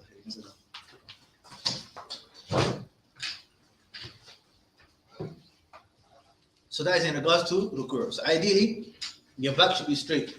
And maybe practice, sometimes you can't tell yourself, do ruku', ask your friend to look and say, okay, is my back straight? Tell me how much to do, and so on. Okay, but the minimum should be is that your hand should be on your kneecaps. Okay. After it, standing after bowing. Standing after bowing. So after ruku', you have to stand up fully, right? What's your name? Abdullah. Right. Abdullah, I want you to do ruku'. Do ruku', that's fine. Just do ruku', yeah? Now, we say, Sami Allahu liman hamidah, stand up. Now, is he standing? He's standing fully. Look, his back is straight, right? And now he said his what he needs to say, and I can go into sujood. Okay. However, what I want you to do now is, I want you to come up, but don't stand up fully. Bend up a little bit and then quickly go into sujood. So go from ruku' up. Yeah. You see what he did there? Okay, do it. Face this way. And do that again. One. Sami Allahu liman hamidah. Allahu Akbar. Right? Anyone see that? Yeah. One more time. I'll be the imam, okay? Sami Allahu liman hamidah. Allahu Akbar. Right. He's gone down. Did he stand up fully? No. He didn't stand up fully. You can see when he went, and before going back into sujood, Allahu Akbar, his back was, show you how is your back? It was about there. See, he stopped there. And he said, Rabbana wa lakal hamd, and he went into sujood. That is not accepted. Why? He's not standing, he's still bent, right? That is not considered standing. What's considered standing? That's standing. Okay, so be very careful. There are some people that pray salah a little bit quick. Okay, so what do? Ruku', and then Sami Allahu Hamidah, Allahu Akbar, straight away. I don't have to recite something or not, but you can tell, even just by the action itself, they've not stood up. You need to stand up fully. That is a pillar of salah. If a person does not stand up fully, the salah is not accepted. So it's very important. Standing after ruku'. Standing fully after ruku'. So make sure you stood up fully, and then you go into sujood. After number 8, sitting. Number 6. Prostrating upon 7 body parts. The Prophet said, I've been commanded to do sujood upon 7 body parts, and he mentioned that. One is the forehead to your nose, this area here. That's one. And then your 2 hands, your 2 knees, and your 2 feet. Okay? Be very careful with some of these, right? Make sure that your hand, it doesn't have to be the whole hand. It doesn't have to be like that necessarily. As long as part of it is touching the floor, then that is fine. But be careful, especially with your feet, right? Especially with your feet, right? No, it'll be a bit difficult. If there's somebody smaller, I might have problem with it. But there are some people, they're doing sujood, what happens? Right, this is the floor, their feet are flying in the air. That's not allowed. Should I bring them on the table? No? Here, can you put the camera there? Yes. Class. What's your name? Abdurrahman, right? I want you to do sujood. Do prostrate on the floor if you can. Do face this way, face the wall, so that you can see. Yeah. So if you look at your feet, okay, his feet are touching. Ideally, he's got shoes on, so it's a bit more difficult. Ideally, the toes should be facing the qibla. Okay. There are some people. Some people, what they do is that they have their feet, but they have their feet like this in the air, like that. Or there are some people that like to do things like this, right? And the feet, right? Is his feet touching the floor? No. It's not touching the floor. So is this sujood accepted? No. It's not accepted. What if one's on the floor, the other one's on top of the other? But it's touching the floor. Good. Both of them have to be touching the floor. Both of them have to be touching the floor. So if it's like that, then his sujood is accepted. Okay? And he's got shoes on, but ideally the toes should be facing the qibla.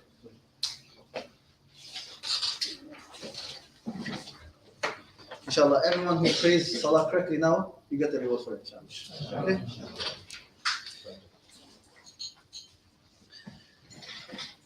And then getting up from prostration, meaning after sujood, you get up, and that leads us on to the 8th one, which is sitting between the 2 prostrations. Make sure you sit. Again, similar to the standing after ruku'. Right? You are sitting, make sure you sat properly. Not you go halfway and then you go back down. Okay, that you have to get up fully. Number 9, tranquility in all the positions. And we said the minimum for tranquility is what?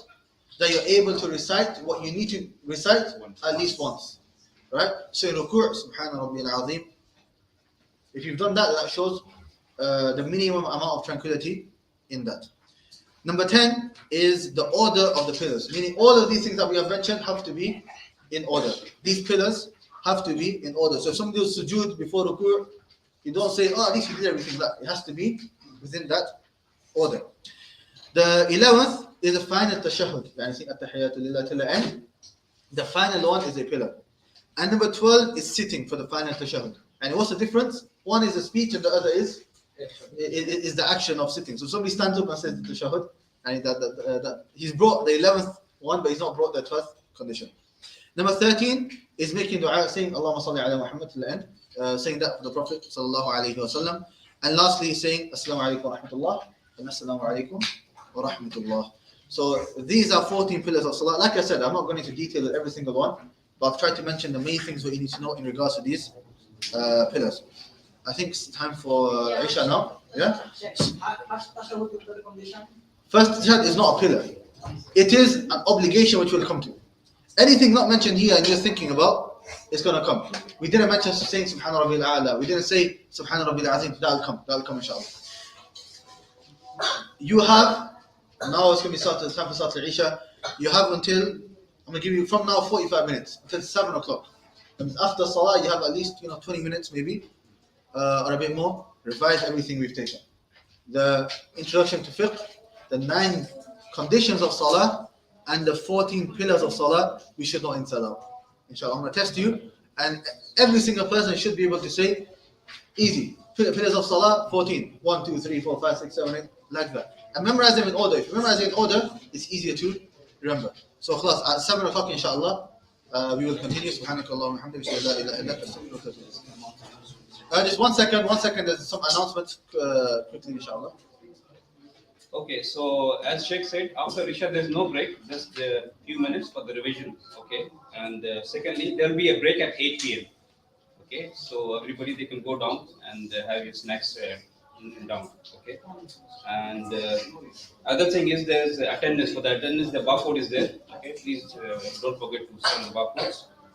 And apart from this, there means the regular class which we are having. Okay, from next Sunday again, it will be continued, and the sitting arrangement will be same as like before. Means the men they will be sitting over here, okay, and the ladies second floor, and the other workshops are as scheduled. It will be followed. Circle.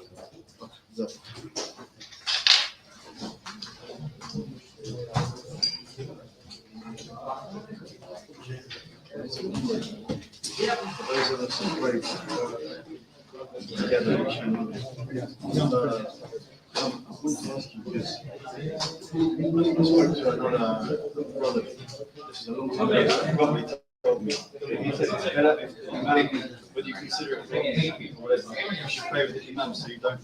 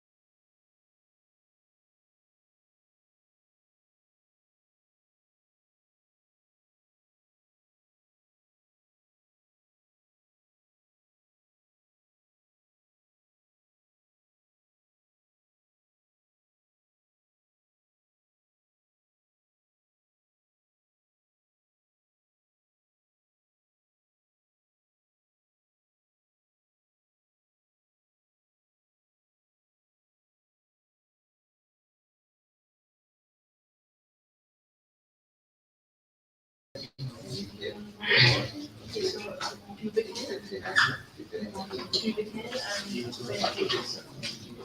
but if you don't get any of this, then it's the time that you will like after the like when you become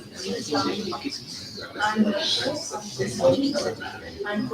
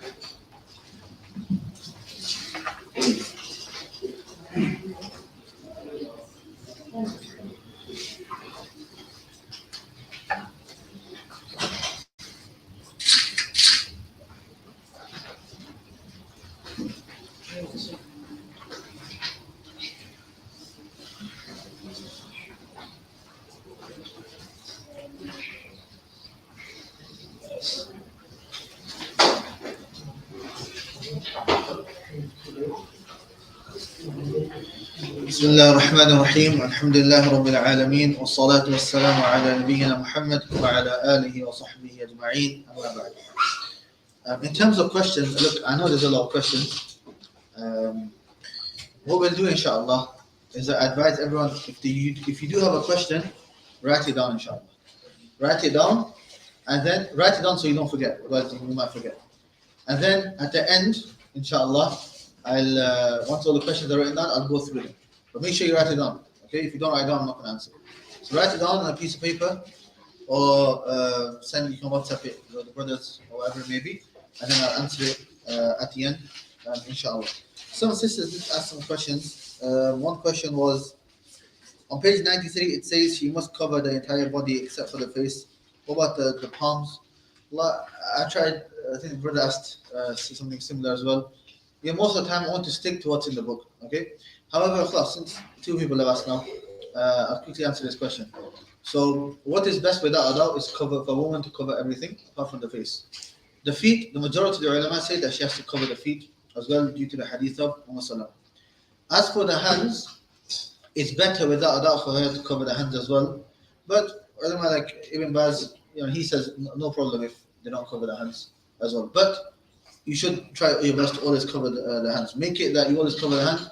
If you're in some situation where you have nothing to cover, then pray without it. But the ulama do this. There are some ulama that say it's obligatory, and there are others like Ibn Baz and others who have said it's fine.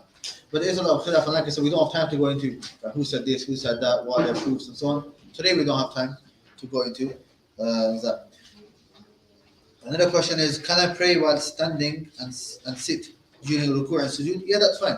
If you find the bending of the ruku' and the sujood to be difficult, then for those actions you can sit down, and for the rest you stand up. Like I said, it all depends on how much you are able to do. So if you can stand up during Surah Fatiha, then you have to stand up.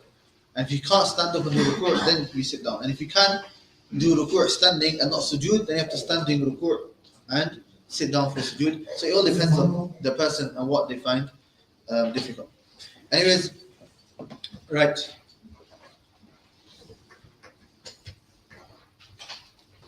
9 conditions of wudu. 10 conditions of the prayer.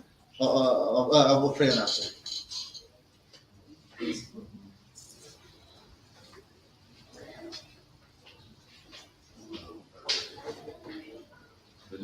Niyyah, Intention. intention, and facing the qibla. Placing the qibla.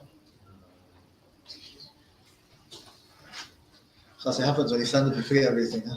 Sit down.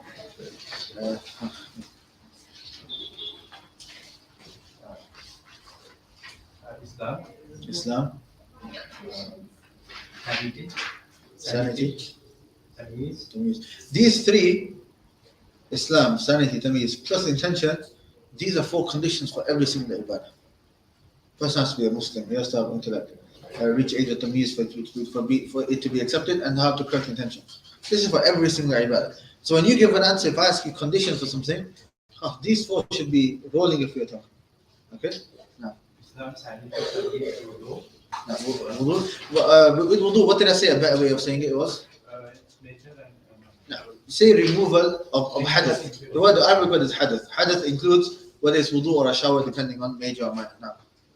Removing of impurities. Removing impurities.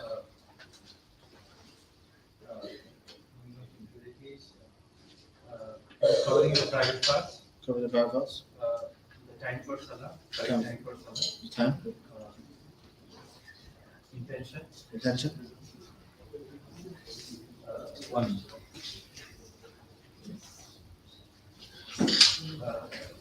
Following the order.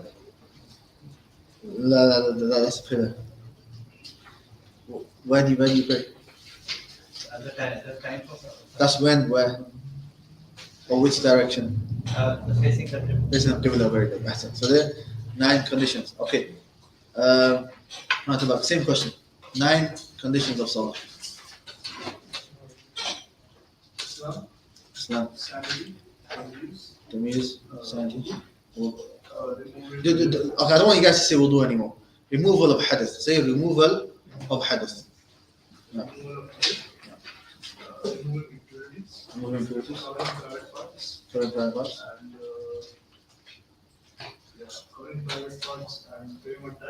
my time. And attention. Very good. Perfect. Same question. Islam, sanity, abuse, having wudu, removing najasa, covering the private parts, entering prayer in its time, facing the Kaaba and the intention. Very good. So how old are you? 11, mashallah. I was told there's a girl, 9-year-old girl on the sister side, she also memorized all the conditions and I think the majority of the pillars as well. Mashallah, we got kids memorizing it. Come on. Huh. Same question. Islam, sanity, abuse, removing the hadas, Removing the hadith. removing the impurities, covering the private part, reaching the time, and facing the Qibla. Attention, good. Right, okay, I think everyone, we've got the conditions now, yeah? Okay, Subhani, pillars. First, standing if able, then takbir, then Surah Fatiha. Standing if able, takbir to ihram. Be careful because there's other takbirat as well. Then Fatiha. Surah Fatiha, then going down, Ruku'. then standing straight from the ruku. Standing from the Then sujood, touching the 7 parts. Sujood, 7 parts are forehead, 2 hands, 2 knees, and 2 feet. Then sitting, getting up from the prostration, Getting up from prostration. sitting in between the prostration, Sitting in between them. then tranquility, maintaining the order of the pillar, Order. then sitting for the final tashahhud, Sitting with stand shahud. final tashahhud, Find the shahud. making dua for Prophet Muhammad sallallahu alaihi wasallam, Dua for Rasul. and salams. And the salam. Very good.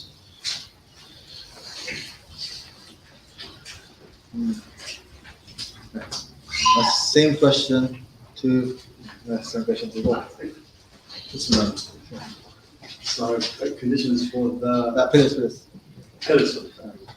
How many first? 14. 14 good.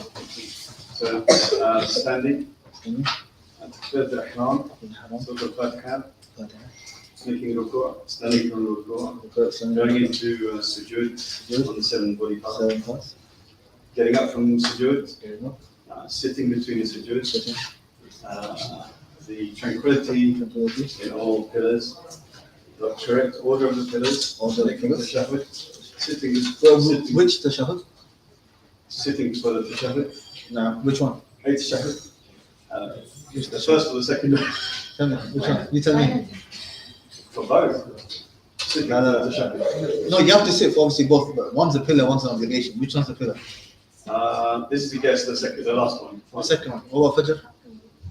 Well, there's only one. There's only one. So what do we do? So say final. Say final one. Final. Whichever one's the final one. And then you have, subhanAllah, I broke my voice. Then you have tashahhud, sitting for the tashahhud, setting prayers upon Prophet Muhammad sallallahu alaihi wasallam, and the salam on both sides.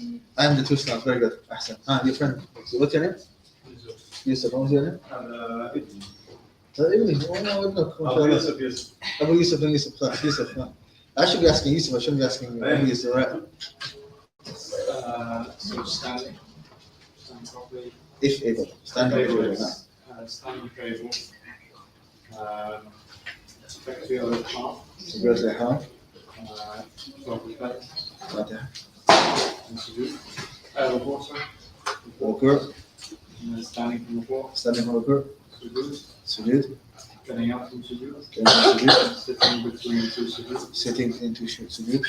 And then tranquility. Tranquility. Of all positions. In the order. Order. And then, this is the current of the 10th.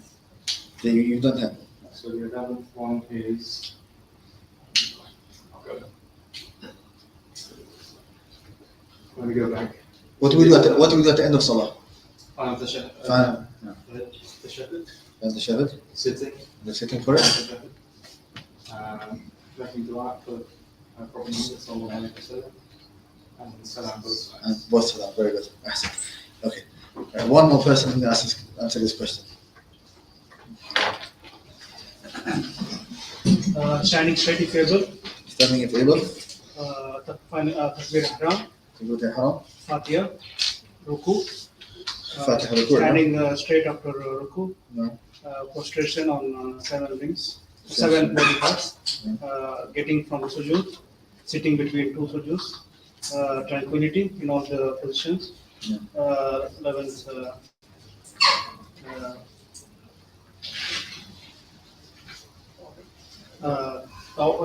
Order in all the instrument, pillars.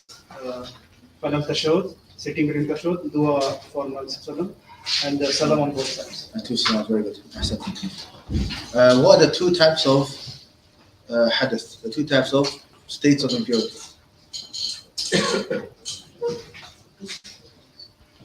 Of the spiritual state of impurity.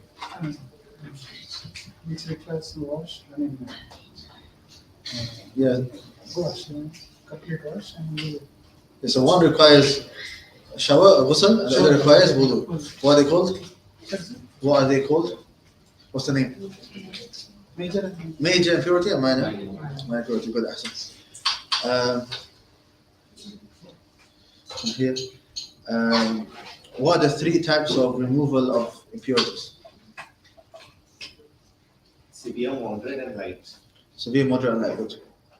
So moderate is when the dog licks. You have to Severe is? Severe is when the dog. Dog licks how many times? You wash it? 7 times. 7, moderate, First sorry. time would be with sand. No, okay, the second, moderate? The moderate is. Light one. No. The light is when a baby boy urinates. You can. Any baby boy? Which is on milk, which is not eating. Who is not eating yet now? You can sprinkle the water. And what's the last one? Moderate? Whichever thing is remaining, like Yeah. urine or anything which you wash. Very good, very good.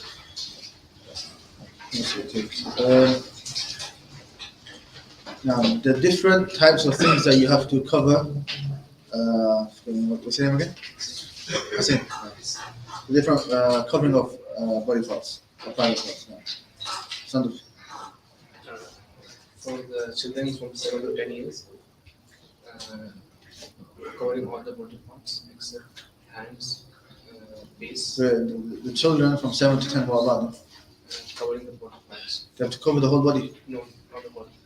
From the belly to the knees. From belly to knees. You didn't say belly to knees.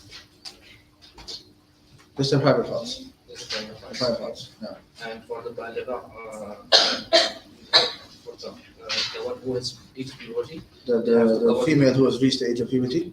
they have to cover from the whole body except hands. Except face. Face. Except face. We said hands, some khilaf. Yeah. And the last one? Except the other, they have to cover all the body parts. The others of the men, they have to cover from the belly button to the knees. Belly button to knees and till the including the knees now, and also where it's private parts. that's included. And one more part. So I think we mentioned some ulama says recommended, some say obligatory, but we should always good shoulders. Ahsan. Okay. Right. I'm asking you a question. The qibla is over here. The qibla is over here. I pray in this direction. Is my salah accepted? In front of the Qibla, if you are seeing the Qibla, no. It's not. Okay, very good. See, that's a very good answer. He didn't say yes or no. He explained. He said, if you can see the Kaaba, then no, you have to face the Kaaba. Okay, if I can't see the Kaaba, Then it's okay. then it's Same okay. direction is okay. Okay, very good. See that's very good. You have to be very precise. Don't say yes or no. So if you can see the Kaaba, and you'll find the ulama, if you ask him a simple question, you'll see if this is the case, then this is the answer. If this is the case, it gives you full clarity of the issue. Right. Fahd, can I sit down and pray salah? No, you stand. If you cannot stand up, yes. Okay, what if I can't stand up? No. Never. Stand up. No. I have the ability to stand up. I'm never allowed to sit down. So, what do you think? For the recommended prayers, it's okay if you sit down, but it'll be half the reward. For the obligatory prayers, you have to stand unless you cannot focus on salah or you're physically unable. Fahd, do you agree? Yes. Or do you stick by what you said? I do too. You agree too? Okay, very good. If it's obligatory prayer and you can't stand up, then you have to stand up. If it's recommended nawafil salah, then you're allowed to sit down, but you get half the reward. Okay, let's move on, inshallah, to the next part. Right, now we have obligations of the prayer. Notice there's a slight difference between the previous one. The previous one was pillars of the prayer, arkan al-salah. Now we have wajibat al-salah, obligations of the prayer. We have pillars and we have obligations. Let me see, does the Sheikh explain it later or no? Okay, the Sheikh doesn't explain it, I'll explain it now then. So this is page, it should say page number 97. 97, lesson 8. I know it says lesson 8, it's taken from a bigger book. Yeah, it's taken from a bigger book. That's why it says 8. But for us, it's lesson 3 lesson. Right. Now. Right. So what is the difference between a pillar and an obligation? The pillar and obligation, in one ruling, they have the same ruling. In another ruling, they differ. So one thing they're the same, and the other, they differ. The same ruling is, if intentionally a person leaves out a pillar or an obligation, his salah is not accepted. If intentionally a person leaves out an obligation or a pillar, salah is not accepted. Intentionally a person does not recite Surah Al-Fatiha, it's not accepted. Or if he doesn't do any of the obligations which we will mention, salah is not accepted. So if somebody leaves out them intentionally, it's not accepted. Now, where they differ in ruling is if you miss it out unintentionally, and out of forgetfulness. If you miss out a pillar unintentionally, then you have to do it, and if you don't, your salah is not accepted. Meaning, for example, we don't recite Surah Al-Fatiha, and let's say I forget Surah Al-Fatiha, I've gone to the next surah. So I've just started reciting Surah Al-Fajr, for example, and I missed Surah Al-Fatiha. Then I've realized, hang on a minute, I've missed Surah Al-Fatiha. It's obligatory upon me to go back and recite Surah Al-Fatiha and then recite the surah after it. If I say, oh, I missed it now, the salah is not accepted. Meaning, it doesn't matter if you do the sujood of sahwa at the end, none of that. If you miss out a pillar, you have to do it, otherwise your salah is not accepted. Okay? But if you miss out an obligation, then you just make up for it by doing sujood of sahwa at the end. So, for example, one of the obligations is saying the word in ruku', saying Subhana Rabbil Azim. Saying Subhana Rabbil Azim. That is an obligation. Doing the action of ruku', that's a pillar. Saying the words is an obligation. If I miss it out, I don't say anything, and then once I've stood up, or I've gone into sujood, or later on I remember, then what do? Just at the end, you do sujood sahu. We'll take the rulings of sujood sahu separately, it's going to come, inshallah. But this is the main difference. A pillar and obligation, if missed out intentionally, salah is not accepted, unless you go back to it. Whereas if you miss it out unintentionally, then only with an obligation you make up for it with sujood sahu, and then it is fine. So you miss out the pillar, so you miss out Surah Al-Fatiha, for example. Yeah. But then when you did ruku, then you remembered. Would you do Yeah, so some ulama say you go back to it, Yes. and some ulama say you add an extra rak'ah at the end, because the whole rak'ah is not accepted. Okay? Now, right, so we know what obligation is. So why have we separated between a rukn and mostly, majority of the time, even this is similar to the issue of the difference between fard and wajib. A lot of people ask, what's the difference between fard and wajib? The answer is there's no difference. Except sometimes, so here you could argue, some ulama might call the pillars a fard, and they'll call the obligations wajib. So in salah, there's a slight difference, which is the issue of sujood sahwa at the end. But generally, there's no difference. Okay.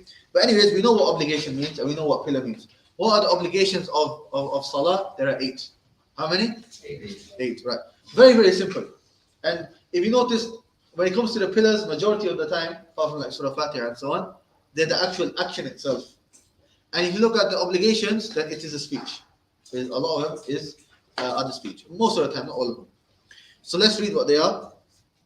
Number 1, all of the takbirs, apart from or except from the first one. All of the other takbirat are known as takbiratu al-intiqal. Intiqal means to go from one place to another. Intiqal means to go from one place to another. So the other takbir, other times you say Allahu Akbar, is taking you from one position to another position, right? That's why it's called takbiratul intiqal. So takbiratul intiqal, all of them, they are obligations and not pillars. And not pillars. So the first one is a pillar and the rest are obligations. Then saying Subhana Rabbi al-Azim, saying Sami Allahu liman hamida. Okay. Sami Allahu liman hamida lil imam wal munfarid. For the imam and the one praying alone. If you're in salah, you are one of 3 people. If you are in salah, you are one of 3 people. Either you're the imam or you're a ma'moom. Ma'moom means the one behind the imam, the one following the imam. Or you are a munfarid. Munfarid, you're praying by yourself. You're one of these 3. Either you're praying by yourself, you're praying with the imam, or you're the imam. Okay? Just, it's important to know these 3 rulings. Either you're the imam, praying behind the imam, or you're praying by yourself. Right? Sami Allahu liman hamida. Does every single person say it? No. Who says it? The imam or the one praying by himself. As for the person behind the imam, they don't have to say it. All you say is the next part, Rabbana wa lakal hamd, which we will get to. Okay? So you don't need to say Sami Allahu hamda. You just say Rabbana wa lakal hamd. And we'll get to that in a second. So look, saying Sami Allahu liman hamida, Allah answers those who praise Him. That's the meaning of Sami Allahu liman hamida. Because in ruku' He didn't say Subhana Rabbil Azim. You praised Allah subhanahu wa ta'ala. So Sami Allahu liman hamida for the imam and the one praying alone. The imam al munfarid. But then number 3, saying Rabbana wa lakal hamd, our Lord, to you belongs all praise for everyone. So who says Rabbana wa lakal hamd? All 3. The imam, the one praying behind the imam, and the one praying by himself. And there's different ways of saying it. You can say Rabbana wa lakal hamd. You can take off the waw. You can say Rabbana lakal hamd. And you can also add Allahumma in the beginning. Allahumma Rabbana wa lakal hamd. Allahumma Rabbana lakal hamd. You can say all. Right? So there's 4 different ways of saying it. You can say Rabbana wa lakal hamd. Rabbana lakal hamd. Then Allahumma Rabbana wa lakal hamd. Allahumma Rabbana lakal hamd. You can say all 4. And it's good to change it every now and again. That way you're acting upon the whole sunnah rather than just one of them. And then saying Subhana Rabbi al-A'la in sujood. And by the way, when you say Subhana Rabbi al-Azim or Subhana Rabbi al-A'la, saying it once is obligatory. Saying it once is obligatory. And saying it thrice, 3 times, is the best. It's a sunnah. Likewise, also learning the other du'as which have been mentioned. Subbuhun Qudusun Rabbul Maliki wa Ruh and the others. Try to memorize these as well and mention all of them. But you have to mention this minimum. Mention this first and then mention the others. Because this is the obligation. And the rest are just sunnah, so you can add them later, inshallah. So try to learn the other ad'iyah, other du'as as well. And then saying Rabbi ghfirli between the 2 sujood. So when you're sitting, what do you say? Rabbi ghfirli. Once is minimum. And try to learn the other du'as as well. And then the first tashahhud, and sitting for the first tashahhud. So I think, Uncle, I asked the question, what about the first tashahhud? The first tashahhud is obligation. If somebody's forgotten it, like he's just After sujood, he stood up and he carried on, right? And then what did he do at the end? Sujood al-sahwi. Now, I've got a question, right? I need a volunteer. You choose now. No, one of these three. Come on, fine. Right. Move the camera to him. Right. Face this way, face the people. Okay. Right. Over here now, we're gonna have three different situations, and I want you guys to pay attention to them. Do sujood. Yeah. Now, he's in the second rak'ah. So, and this is the second sujood. So what should he do now? He should sit, right? He's forgotten. Fahad, you've forgotten to sit, right? Now, you are going to stand up. You're going to stand up. So you say Allahu Akbar, right? Over here, let's stay here for now. Now, he's, or if you want, you can start getting up a little bit. Get up. Okay. Here, he's like in this position. Let's say this position right now. He's in this position. He's about to fully stand up. He's on his way. Whether it's here or he's a bit higher, yeah, he's not stood up yet, but he's on his way to stand up. Here, he remembers, oh no, I have to sit down. What does he do in this situation? No. It's obligatory to sit down. So then you sit down. And then there's no sujood sahwi, he carries on. Because he's not started the next pillar, the next action, which is the standing. Okay? Right, this is the first scenario where he's on his way to get up. Right, but he's not stood up yet. If that is the case, it's obligatory upon him to stay sitting or to sit back down and to continue. The second scenario is that he stood up. So after sujood, he stood up, right? But he's not started reciting Surah Al-Fatiha. He stood up, and now we hands. And he's remembered, oh, I should be sitting down. What should he do here?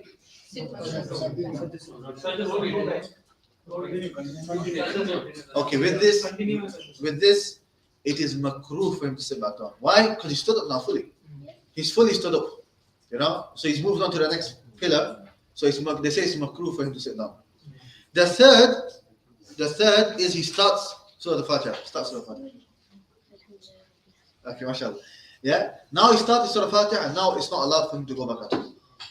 Okay. So you can see the other one is makruh, meaning it's disliked. If he did, it's fine, but you shouldn't.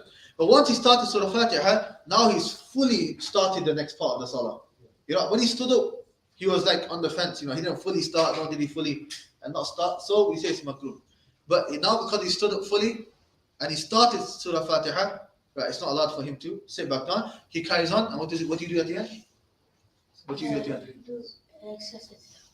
One or two?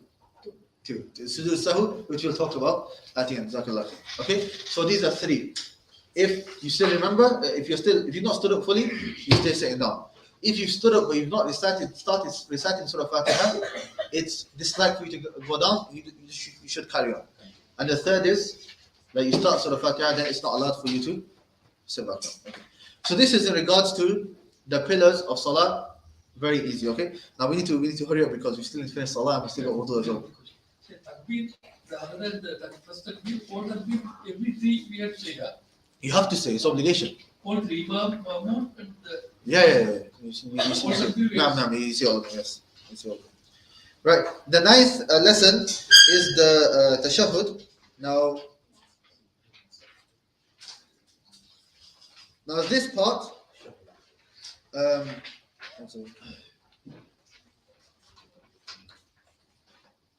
Now this part is quite straightforward. There's nothing much for me to explain. This you can read yourself, okay? The Shaykh just mentions that you say At-Tahiyatu Lillah and then you say Allahumma salli ala, and what you can see in the italic writing, that's basically At-Tahiyat. That's the Arabic wording, they just translated it for you. So, and then at the end they mentioned the dua, Allahumma inni ala zikrik, Allahumma inni dhamki nafsi dhulman kathira. They've translated it. This you can read yourself. All it's here. The Shaykh is just telling you what should you recite in the tashahhud. All this requires now is for you guys to learn it. And I think inshallah most of you do know. If you don't, then learn it inshallah. That's lesson number 9. Now we move on to lesson number 10. Lesson number 10 here is we've taken the conditions. We've taken the pillars. We've taken the obligations. We're now taking the recommended actions. The sunnah, the sunnah action. Now the sunnah actions are many. There's 16 mentioned here, right? We mentioned the opening dua al-istiftah. placing the right hand over the left hand on the chest while standing before and after bowing. We don't go into the khilaf. The point being is that where to place your hands, is it an obligation? Is it a condition? Is it sunnah? It is sunnah, meaning if somebody places it elsewhere, or if somebody doesn't, the salah is still accepted. Has he followed the sunnah? That's a different issue. But is it salah accepted? It is accepted. Do you have a question? No. Okay, you did that. Okay, right. Number 3, raising both hands with fingers slightly apart, level with the shoulders over the ears. Right. This is known as Raf'u al-Yadayn, which literally means raising of the hands. So doing this in the beginning of salah, raising your hands, is not the pillar. The pillar is what? Saying Allahu Akbar. As for moving your hands, that is sunnah. A person doesn't do it, salah is accepted, but it's not complete salah obviously. So somebody, you shouldn't miss it out. Where should they do it? It says level with the shoulders. Firstly, the fingers. Should they be like this or should they be like that? No, just slightly apart. Just normal. Normal. Nothing too much. Nothing like that. Not like that. Okay. And where? Some people do it like this. Some people, different places. Some people there. Some people here. Some people. Where should you do it? 2 places. Either in line with the shoulders. My shoulders are here. So class with line within the shoulders, or in line with the ears. You can't bring it up a little bit higher till the ears. That's it. Simple. Okay. And they should be facing where? Palm should be facing the qibla. So not like this, not like that, not here. Either like this or like that, whichever one you find easier. When do you do this? You do this in the beginning of salah. Okay. And by the way, this is by ijma'. All of the ulama say it in the beginning. Okay. Obviously, then there's other people that disagree with the other ones, which is going into ruku' and coming up from ruku'. And then there's also another one, which is some ulama also mentioned. It's coming some hadith. Standing after second rak'ah, after sitting and getting up from the second rak'ah. Some ulama add it, and some don't. It's not a big issue. The 4th is saying the statements more than once. So saying Subhana Rabbiyal Azim, Subhana Rabbiyal A'la once is obligatory. Saying it more than once is sunnah. Saying Rabbi Ghfirli after rising, saying more than Rabbana wa lakal hamd, hamdan kathiran tayyiban, the rest of the dua, then that is recommended. But what is the obligation? Rabbana wa lakal hamd. Obligation or pillar? Obligation. Making the head straight with the back whilst bowing. So we had our excellent model who came and showed us how to do ruku'. So like that, your back is in line. Likewise, your head. This is actually important. Come back here, right? So do ruku'. Yeah. So we said the back should be straight. The head should be straight as well. So look over there. Right. Can you see how the head's gone down? The head shouldn't go down. The head should be straight. So just look there. Just look at where you distribute, right? Now the head is straight, right? So your head should also be straight. Now if you look back down there, can you see the head's gone down? The head shouldn't be down. The back and the head should be straight. So it should be like a straight line. And not the back is straight and then the head's inwards. The whole thing should be straight. So,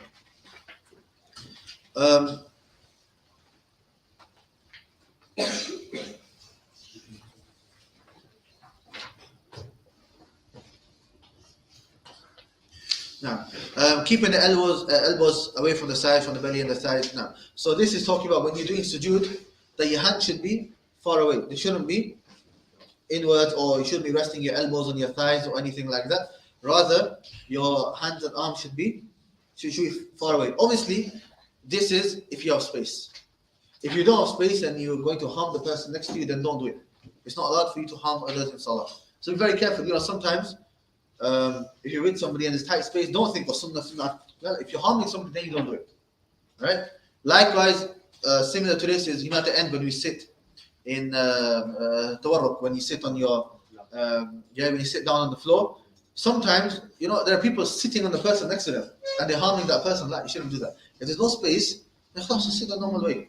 Right? It's better because that is also something permissible, and it's haram for you to harm other Muslims. So you stay away from that which is haram and leave off that which is something recommended. Now I'm sitting on the left foot whilst flat on the ground.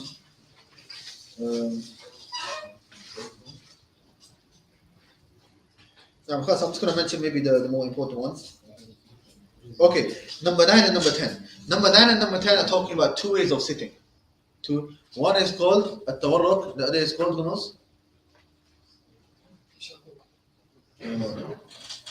iftirash. Iftirash. These are two ways of sitting. Right? I need somebody who's willing to take off their socks. Just to make it easier. Yeah, come. Your shoes, sorry. Yeah, keep your socks on. Sheikh, could you mention the names now? At-tawarruk and iftirash. Remove my socks. No, just your shoes, just your shoes.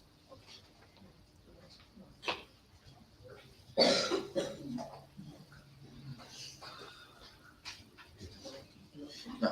Okay, right. So if you sit in the tashahhud position, face this way. Okay? Right.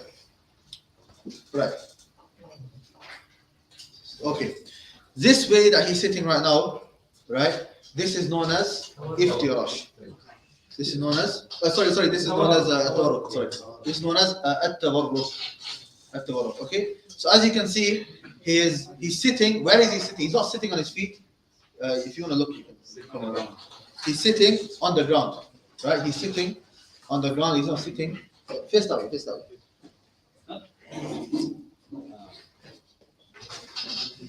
Right? So you can see now he is sitting on the floor, and he is and his left leg is coming out, whilst his right foot is like how it would basically normally be. Right? As you can see, the toes are facing the Kaaba, which is good, which is how it should be. This is known as what is this known as? Tawarruk. Right? Sit the other way. Do you know what the other way to sit? Where you sit on your left. Yeah, like that. This is known as iftirash. This is known as iftirash. Okay, face the corner. Right? This is known as iftirash. Actually, there's no need to take pictures. I think it's going to come in the book later. Don't worry, it should come in the book anyway. This is known as iftirash. Right? The way he is sitting right now, both of these ways are from the Sunnah. And the best way is when you normally pray is that you sit like this, the second way. Okay? As for tawarruk, when do you sit in tawarruk? Find it tashahhud if the salah has two tashahhuds. If the salah has two tashahhuds. If the salah has one tashahhud, like fajr, then no. Then you sit the way he is sitting right now. Okay? And if a person doesn't, if a person sits like that all the time, it's fine. But we talk about maybe what is the best. So the way he's sitting right now, iftirash, that is normally. And then if there's a salah that has two tashahhuds, the second tashahhud, you sit in at-tawarruk. Sit tawarruk again, the other way, like that. Okay, that's tawarruk. So that's how you sit. If there are two tashahhuds in the last tashahhud, you sit like this. Okay, inshallah, pictures. The Sheikh's added pictures. We'll come to that inshallah. Exactly. Sit now. Right. Okay, I just want to go through these a bit quickly, inshallah. Okay.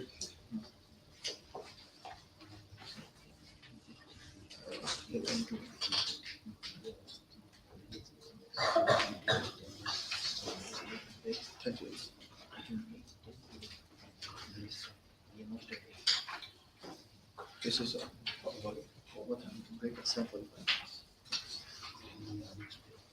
And what time should we start? Oh, okay, it's coming late. Okay, class, that's fine. Now, and then the Shaykh mentions the other ones. You can read them yourselves, inshallah, in Fajr and Jum'ah and Maghrib and Isha. You recite out loud the first surah, ayat, and so on.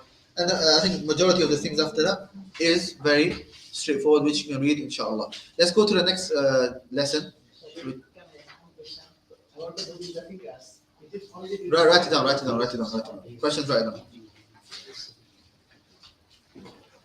But khalas, it's from the Sunnah. It comes, the Shaykh mentions it, number 11. It's a Sunnah. During the supplication only or during the whole this issue, each madhab has their own opinion in this. And the form of that own opinion, other ulama have other opinions as well. Khalas, I'll answer it. As for moving the finger, what a lot of the ulama say now, this is taken from the madhab of Ahmad, they say every time the name Allah has been mentioned, that's when you bring the finger up. Imam Albani, he comments, he says there's no real dalil to show that it's there. You know, I think the Hanafis keep it up all the time. The Shafi'i and the Maliki, I can't remember what they say exactly. They have their own opinions as well. Imam Albani mentions there's no dalil to mention exactly when, but it should be something that goes up and down. And what seems to be the closest is the mother of Ahmad. He does mention that. And it's not a big issue. You know, that's what I do. Whenever Allah's name is mentioned, because it shows Tawheed. You know, this is a sign of Tawheed, so let's mention it. If a person doesn't want to and he wants to just open out whenever he feels like it, that's also, it's not a big issue. It's not a big issue. Okay, number 11. Lesson number 11, page 101. Page 101.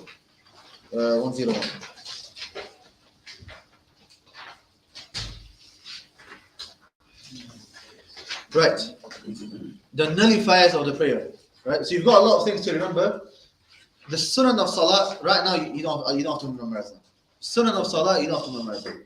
You just have to memorize conditions of salah, pillars of salah, obligations, and now the nullifiers of salah. As for the sunnah, I think it's quite easy. Anything other than what we mentioned is basically sunnah, and because there's quite a lot in the Shaykh mentioned 16, I don't understand it's a bit difficult. It is quite a bit to memorize. But inshallah, the nullifiers you have to memorize them. What are the things that break wudu? The first is intentionally speaking whilst remembering the knowing, right?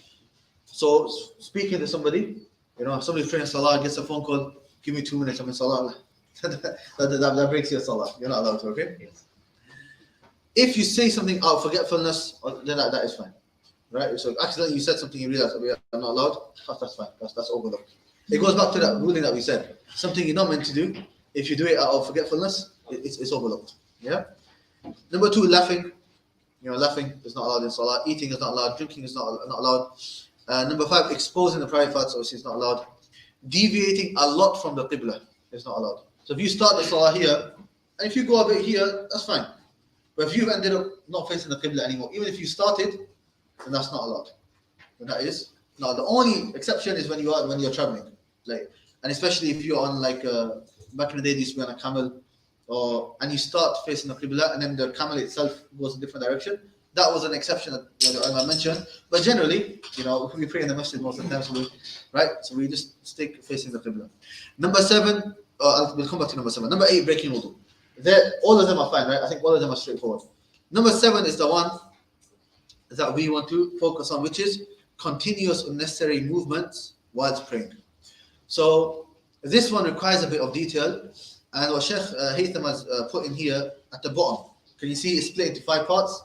This is very important. And he took this from Sheikh Ibn Uthaymeen, but he summarized it and put it into this nice small little graph, which tells you the different rulings of moving in salah. If somebody says to you, what's the ruling of moving in salah? If you say it's not allowed, the answer is wrong. If you say it's allowed, the answer is wrong. If somebody say you shouldn't, answer is wrong. There are different rulings depending on the different type of movement. Okay? And he takes all 5 rulings, haram not being allowed, makruh being disliked, being permissible, recommended. There are some which are recommended. Sometimes it's recommended to move, and sometimes it is obligatory to move. Okay, so we need to know all 5 rulings. When is the ruling applied on which scenario? So we'll start from the left. We'll just go to the right. Prohibitive movements. Okay, when is it prohibited? And when is it haram? When it's many unnecessary consecutive movements, such as eating. If you're moving a lot and it's consecutive, then that is something which is haram. Okay, and when do we know it's a lot? Whatever people consider to be a lot. When somebody looks at you, somebody can't even tell if you're in salah or not. That's a lot. So it's a lot. Like for 2 minutes straight, you're just doing this and playing with the shimav, and you're doing this and then doing that and pulling up your socks. And if it's a lot, then that is something which is haram, and it would break the prayer. Prohibited. When is it prohibited? Disliked. When is it disliked? When it's slight unnecessary movements. So it's not a lot, but it's slight. So maybe a little bit, okay, I'm playing on my shimav now, I've done this. Okay, that's a little bit. Doesn't break my salah, but it's something which is disliked. There's no need for me to do that. Okay, obviously, we'll come to the next one, permissible. When is it permissible? When you have a movement, but it's necessary, and there's a need for you to do it. So let's say I was praying outside and the wind's coming and the wind is going in my face like this. Of course, it's permissible for me to just maybe throw it behind me, just quickly. Then it will be permissible. Likewise, if a fly maybe came on your face and is disturbing you, of course, that's fine. Okay, Shaykh gives an example, rubbing the beard. It's something which is itching you so much and you can't concentrate. Just quickly and move on. That's what's necessary. As for staying there for a long time, right? Now you moved away from what is necessary to that which is unnecessary. When is it recommended to move? It is recommended to move in order to perfect the prayer. So if you want to do something to perfect the prayer, it's recommended. So for example, there's a gap. Now you moved, it's a movement, but it's to complete the salah, because there shouldn't be gaps in salah. So you've moved, there's a little gap, so you've moved to close that gap. That is something which is recommended and allowed in salah. Very good question. Let's say the person, if you're in the second row, the person in front of you broke his wudu. Yeah. He leaves. Should I walk forward? Yeah, you can go forward. That's fine. That movement is fine. It's recommended, in fact. Either you go forward or if no one goes forward, if the people is closing themselves, that's fine. Both are fine, inshallah. But it's not an issue. If you come late for salah and you start a new saf by yourself, is it allowed for you to take a new saf by yourself, or do you have to pull somebody back? Like, you don't pull somebody back. A lot of people think you pull somebody back, but you don't. Firstly, there's no dalil for that. And secondly, that disrupts the salah even more. The person is confused, he doesn't know what to do. Then there's a gap over there in that salah. People don't know. It causes more issues than actually is also. If you can make space and find space, then you go. Okay? But if there's no space whatsoever and you have to pray by yourself, then class you pray by yourself. I saw a couple of times in here, where actually people will go up and they'll tap people on the shoulder to squeeze in the first song. Yeah, okay, with squeezing in, you have to look at the situation. If by you squeezing in, it's going to harm people and make it difficult for them, then no, you don't do it. You don't harm people. You know, in Jum'ah, for example, even the space in front, if you have to jump over someone, it's not allowed. Clearly said it. The wording is to walk on the necks of the people. That's how the person described it. Well, that's harming. It's not allowed for a person to do that in Jum'ah prayer. So likewise in Salah, if there's no space, there's no space, and you're in the second Salah. Okay, inshallah, you get rewarded for your attention. But by you making it hard and people are praying like this, and that's not something which is allowed. Okay, because then now you messed up your own Salah. You're praying like this. The person next to you is praying like this. Okay, now. And lastly, we have obligatory movements, which is that the validity of the prayer depends on it, such as removing impurities. The Prophet ﷺ, Jibreel told him that there's impurities on your sandals. Prophet ﷺ removed them straight away. So if the validity of the salah, the acceptance of the salah is dependent on it, then it's obligatory for you to move. Okay? So if I ask you, what's the ruling of moving in salah? What's your answer? There are categories. There are categories. Good. Yeah. So I don't want to say it's allowed. It's not allowed. You say it depends on the type of movement. Okay. It can be haram in A, B, and C. Makruh in this situation. Mubah in this situation. Recommended in this situation, and obligatory in this situation. Now, after that, the Shaykh mentions some important points. He mentions what is the difference between a condition, pillar, obligation, and recommended actions of the prayer. I've already explained the main ones, but the Shaykh has summarized it all in this graph. It's a very nice graph, actually, the way the Shaykh has explained it. The recommended actions and the obligation actions and the pillars are all within the act of worship. The condition is before the act of worship. Recommended, obligation, and pillar is present in a part of the act of worship, whereas the condition is present throughout the whole act of worship. You know, these ones, I mainly mentioned it for the pillar, but it's also applied for the obligation and recommended action.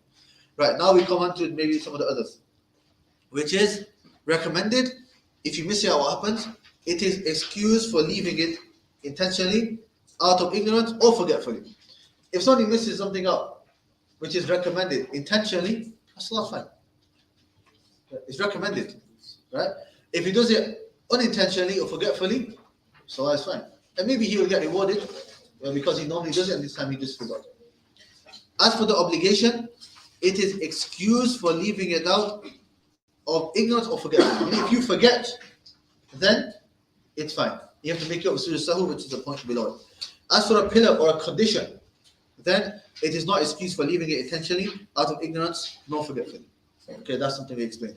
And lastly, the Shaykh mentions regarding sujood sahwi, which obligation, prostration of forgetfulness makes up for it, but a pillar and a condition, the prostration of forgetfulness does not make up for it. Okay, so when is the only time we do sujood sahwi? For an obligation. But sujood sahwi has a bit more rulings. We turn to the next page. So if you go to the next page, all the information you need regarding sujood sahwi is summarized in these in this diagram that the Shaykh has made. As you can see, this diagram summarizes all you need for sujood sahwi. But if somebody asks you what sujood sahwi meaning, there are two prostrations of the sujood for forgetfulness. Okay, it's normally called forgetfulness, but it's a bit more than that. Even though majority of the time it is forgetfulness. When do you do sujood sahwi? For three reasons. Okay, either you've got a doubt, either you've added something in salah, or either you've left something out in salah. You've added, decreased, or you have a doubt. You don't know if you did it or you don't know if you didn't do it. So three reasons: either you've added something, you've subtracted something, or you have a doubt. Okay, what are the rulings pertaining to these? Increasing, if you increase something in salah, you do an extra bowing, prostration, standing, or sitting. Yani instead of 2 sujood, you do 3. But I see that. Then you do sujood sahwi here. Decreasing, for example, not doing an obligation on obligation. This decreasing is only for an obligation, not for the pillars. The pillar you have to come with. We explain this. The pillar you have to come with. But if you miss out an obligation, for example, the first tashahhud, then you just do sujood sahwi at the end. Second sujood is obligation. Second. It's obligation. Second sujood. Second sujood, la. What do we say regarding sujood? All sujood are pillars. Pillars. All sujood are pillars. Okay. A good question actually. That's a good question. Because 2 sujood is the first one a pillar, second obligation, la. Both are pillars. Questions at the end. Questions at the end. Write it down. Write it down. If I open the door, then everyone's going to ask questions. Okay. Right. Increasing and decreasing is quite straightforward. Increasing and decreasing, quite straightforward. Right? You do sujood sahwi. What about if you have a doubt? For example, one doubts whether they are on the 3rd unit of prayer or the 4th. You can't remember, am I on the 3rd rak'ah or am I on the 4th rak'ah? What's the ruling? It is of 2 types. It is of 2 types. If you don't know, then it is of 2 types. It's a bit more detail. If it's within the act of worship, meaning within the salah, you don't know. Like within the salah, you're thinking, am I on the 3rd or the 4th? Then you stick to the lowest number, which is what you said. Okay? So if you don't know 3rd or 4th, then you stick to the 3rd. And this is a general principle in the Sharia. It's from the science of Qawaid Fiqhiyah. Who knows what the principle is? It's a big principle in the Sharia. Legal maxim from Qawaid Fiqhiyah. Easier one. Sorry? Easier one. No, not easy one. No, not easy one. Easier, the 4th one. Right, she's 4th one, you finish. You always go with the least doubt. You go with the least doubt. Yeah, it's on the right lines, but who knows what the actual name is?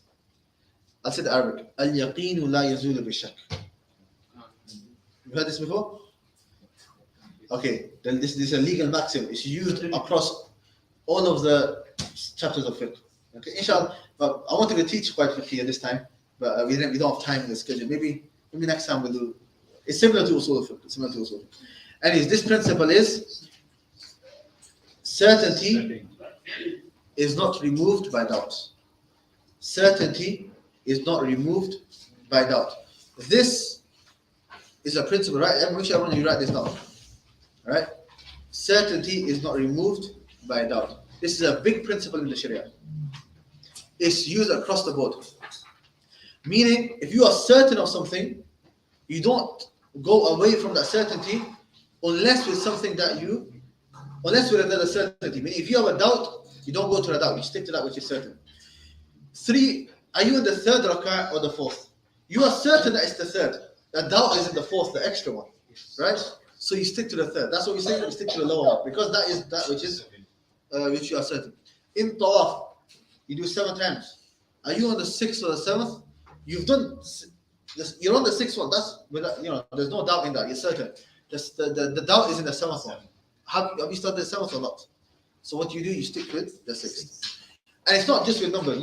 That's why the principle try to stick to the wording. Certainty is not removed by doubt. In numbers, you can say you stick to the lowest. But for example, this is a hadith of Prophet ﷺ, and this is where this principle is taken from. لا ينصرف أحدكم حتى يسمع صوتا أو يجد ريحا. In Salah, Shaitan comes and he whispers to all of us, right? Sometimes Shaitan makes you think that you have released gust or wind, okay? The Prophet ﷺ said, and if you have a doubt, did I break my wudu in Salah or did I not? What does the Prophet ﷺ say? Don't go until you hear a sound or you smell something, okay? Why? Because that's when you have doubt. That's when you have certainty.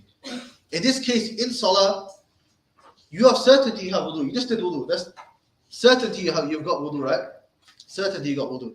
Now you have a doubt. Did I break my wudu or not? If you have this doubt, you don't look at this doubt. Okay? If you smell something or hear something, then yeah, then you know. Right? So then you say your wudu is broken. But if you just think, then no. You carry on praying salah, it's fine. Okay? Likewise, you're walking outside. You see a pond of water or a little, a bit of water. You see a dog near the water. If the dog licks the water, it's najis, right? But you've not seen the dog lick it, right? What's the ruling on that water?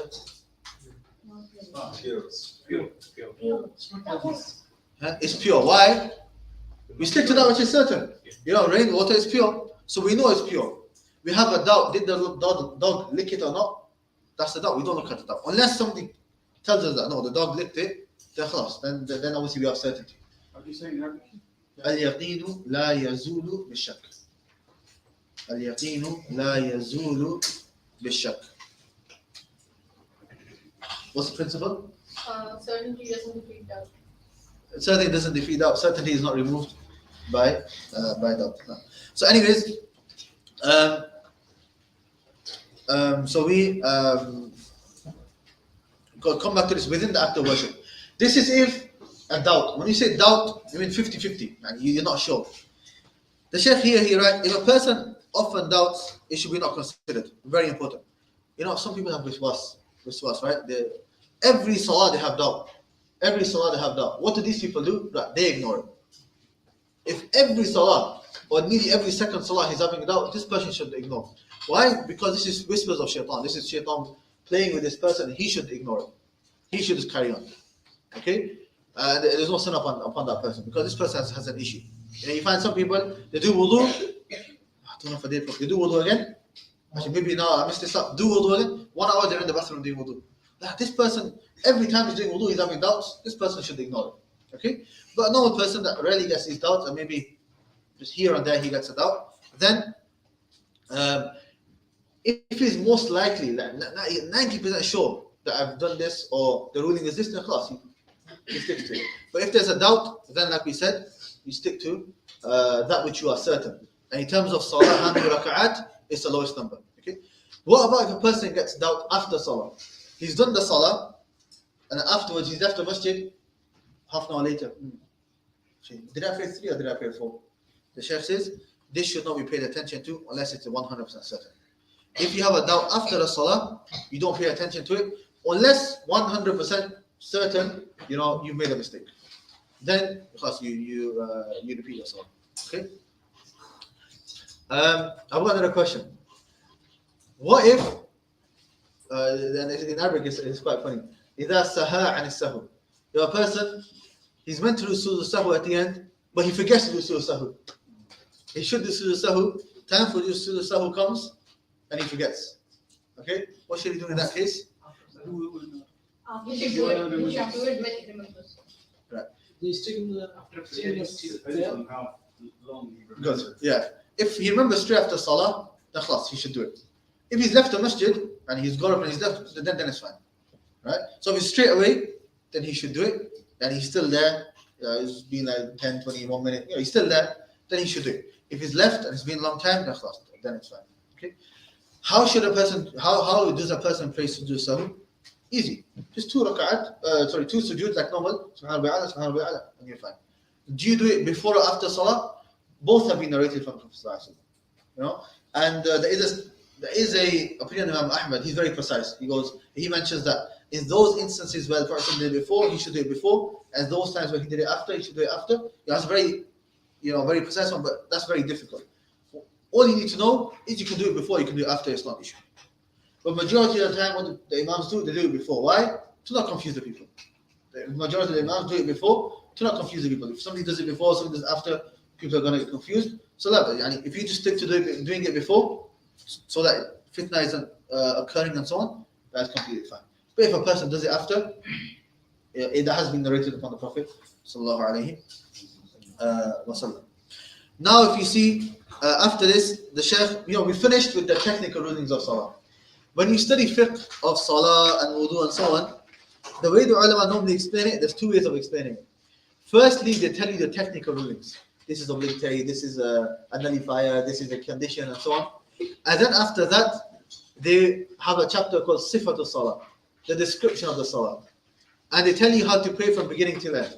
So here, the Shaykh will just tell you how to pray Salah from the beginning to end.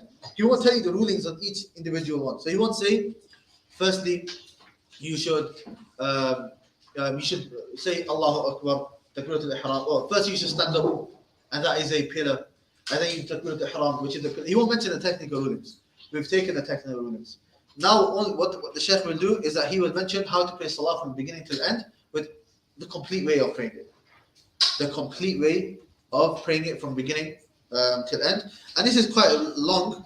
I don't want to read the whole thing, but you can see, and the Sheikh's got pictures as well.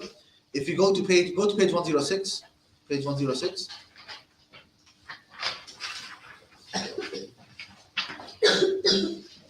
You can see the pictures of the Sheikh showing us how to place our hands. You can place it here, a bit higher, that's fine. As for this, or here, or like that is not fine. And the Sheikh's got pictures as well. Where should a person be looking? If you look on the next page, 107. Where do you look when you're standing?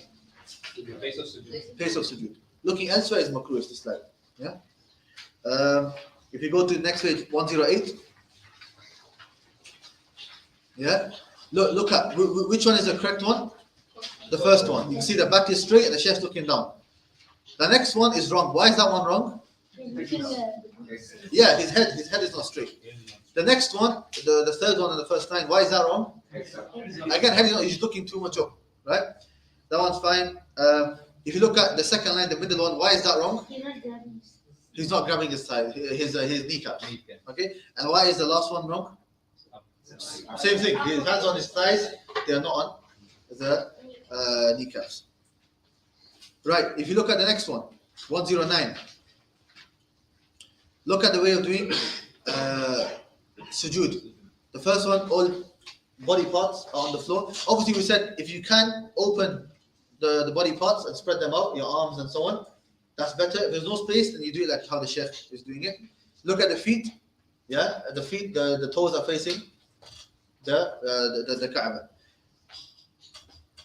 The other ones are wrong. The first one that has wrong is because that's too much. He's resting on his body and so on. You can see the feet. One is on top of the other one is flying in the air, and so on. If you go to the next page, now 1010, right? Look at the different ways of praying. Sitting in the tashahhud. This is what what was it? Abdurrahman was doing. The correct way, we have a tawarruk and iftirash of sitting, and the other ways of sitting are incorrect. If you look at 111, look at the way of doing salam. Okay? Right? Where do you look? You look to your left, look to your right, and then you look to your left. Right? That's it. Less than that or more than that isn't correct. So looking back is not correct. And likewise, just doing a little bit, that is not correct. Look right. This is your right. Look there, and then look left. There. Yeah, to your shoulder. Yeah, you mind looking down to your shoulder. No, and then you can read all this in your own time. And the Sheikh also mentions after page 112, after Salah, what do you say? The du'as that you say, Subhanallah, Alhamdulillah, Allah for 33 times, and say La ilaha illallah till the end for the 100th time. Recite al-Kursi, Surah al-Ikhlas, and so on. Do all the adhkar that you can, inshallah. After that, the Shaykh mentions important warning. From the conditions of the validity of the prayer is covering the private part. We mentioned this, right? This is very important. He's come to mention this. You have to cover the private parts. For the men, from the belly button until the nikah. Notice the belly button is a lot higher than the private parts, right? One should make sure that those private parts are not uncovered during the prayer, and thus the prayer is valid. You know, if you're wearing a t-shirt and trousers or pants, be very, very careful going to ruku and sujood. A lot of the time, you know, the private area is exposed. And if that happens, the salah is not accepted. If it happens quickly and you quickly sort yourself out, that's fine. Okay, but throughout the whole salah, every time you pray, it's being uncovered, and then you've not fulfilled this condition of salah. If the imam prays with one person, what should he do? Then that person must stand on his right side exactly, not in front or behind. You know, some people stand in front or behind. That, in line with the imam. There's no proof to say that you should go forward or you should go, but just in line with the imam. Yeah. And then after that, we have the summary of the different prayers. This is good. The Sheikh added the different types of prayers that we have. Jum'ah prayer and how to pray it, eclipse prayer and how to pray it, the witr prayer and how to pray it, and so on. The sunnah, all the different sunnah, rawatib, sunnah, the fajr, the dhuhr, maghrib, isha, tarawih. Before sitting in the masjid, tahiyyat al-masjid, every time you enter the masjid, you should pray 2 rak'at. Surah al-duha, salatu al-duha, which is praying after the sun rises completely, all the way until dhuhr, until before dhuhr. That's where you can pray salatu al-duha. And the Shaykh mentions the other types of prayers, istikhara, al-istisqa, and Eid prayer. These are all different types of salah, and the Shaykh mentions the descriptions of them, which you can read in your time. If you had time, I'll go through each one and explain the details, but we don't have time. In the books of fiqh, each of these ones have their separate chapters. You know, they have the separate chapters and their own rulings and so on. And inshallah, if Allah allows that we go through a book in fiqh, then inshallah we can go through all of these in more detail. The last issue, I believe, times when general recommended prayer without a specific purpose are prohibited. There are certain times where you are not allowed to pray. And these are 3 times, right? From dawn until the sun had risen. Yani, the beginning time of Fajr to the end time of Fajr. That time you are not allowed to pray anything except the 2 rak'at of Fajr, the sunnah of Fajr, and Fajr itself. Apart from that, extra nawafil you can't do. Likewise, when the sun is directly above the head on noon, so just before Dhuhr, 15 minutes before Dhuhr, that time, when the sun is right above your head, it's not allowed for a person to pray at that time. And likewise, after Asr until Maghrib, basically, that time a person is not allowed to pray extra nawafil prayers. However, if there is a reason for a salah, such as praying tahiyyat al-masjid, or such as janazah, or such as making up a salah that you've missed, they are permissible. That's why if you look at the title of the Shaykh, times when general recommended prayer without a specific purpose are prohibited. And if there's no reason for it, just to do extra nawafil is not allowed. Because there are many hadiths of Prophet has prohibited praying in these times. These are known as the prohibited times of prayer. But if there is a reason behind it, then it's permissible to pray. Okay? And with this, after Asr prayer, if I end up in the mosque, just before Maghrib, right? That one, just right before Maghrib, right before. But I have time, maybe 10 minutes, 15 minutes. 15, 20 minutes might be okay. But the time just before Maghrib, last 5-10 minutes, that one, the ulama are a bit more strict and say you shouldn't pray. Some ulama split the 3 times into 5. And they say that 5-10 minutes before Maghrib, some say you shouldn't pray at that time. As for after Asr, generally, that is fine. As for that last 5-10 minutes, there's a bit more of a khilaf, which, some ulama say it's fine, it comes under this ruling, and some ulama say it's not. Even the Masjid, some are very, very strict on that time. Because that is a time where, as for after Asr, this is the place, but that is the exact time where the Majus are worshipping the sun and so on. So they say, exactly that time, you shouldn't be praying the same time as them. Okay? As for after Asr, they're not praying at that time. So it's fine. So just 5 minutes before Maghrib, some ulama are a bit more stricter on that. And some ulama say, no, it's fine. If there's a reason, they still say it's fine. They stick to this ruling. Anyways, with this we finished the fiqh of salah. We still have fiqh of wudu left. Inshallah, wudu is a lot easier. Inshallah, we'll try to go through that quicker, inshallah. I know, especially the ending, I went through it a bit quicker. Don't worry. the ending, the parts where I went through quicker, you don't need, I'm not going to test you on it. What you guys need to know, okay, what you guys need to know now when I test you is the conditions of Salah, the pillars of Salah, the obligations of Salah, and the nullifiers of Salah, okay? And also sujood sahw, rulings of sujood sahw, and also rulings of moving in Salah. That comes under the nullifiers, okay? That's what you should, that's what I'm going to test you on. The extra things, you should know, because I know it's not enough time, so I'm not going to test you on all of that, inshallah. We're going to take a break now until 5 to.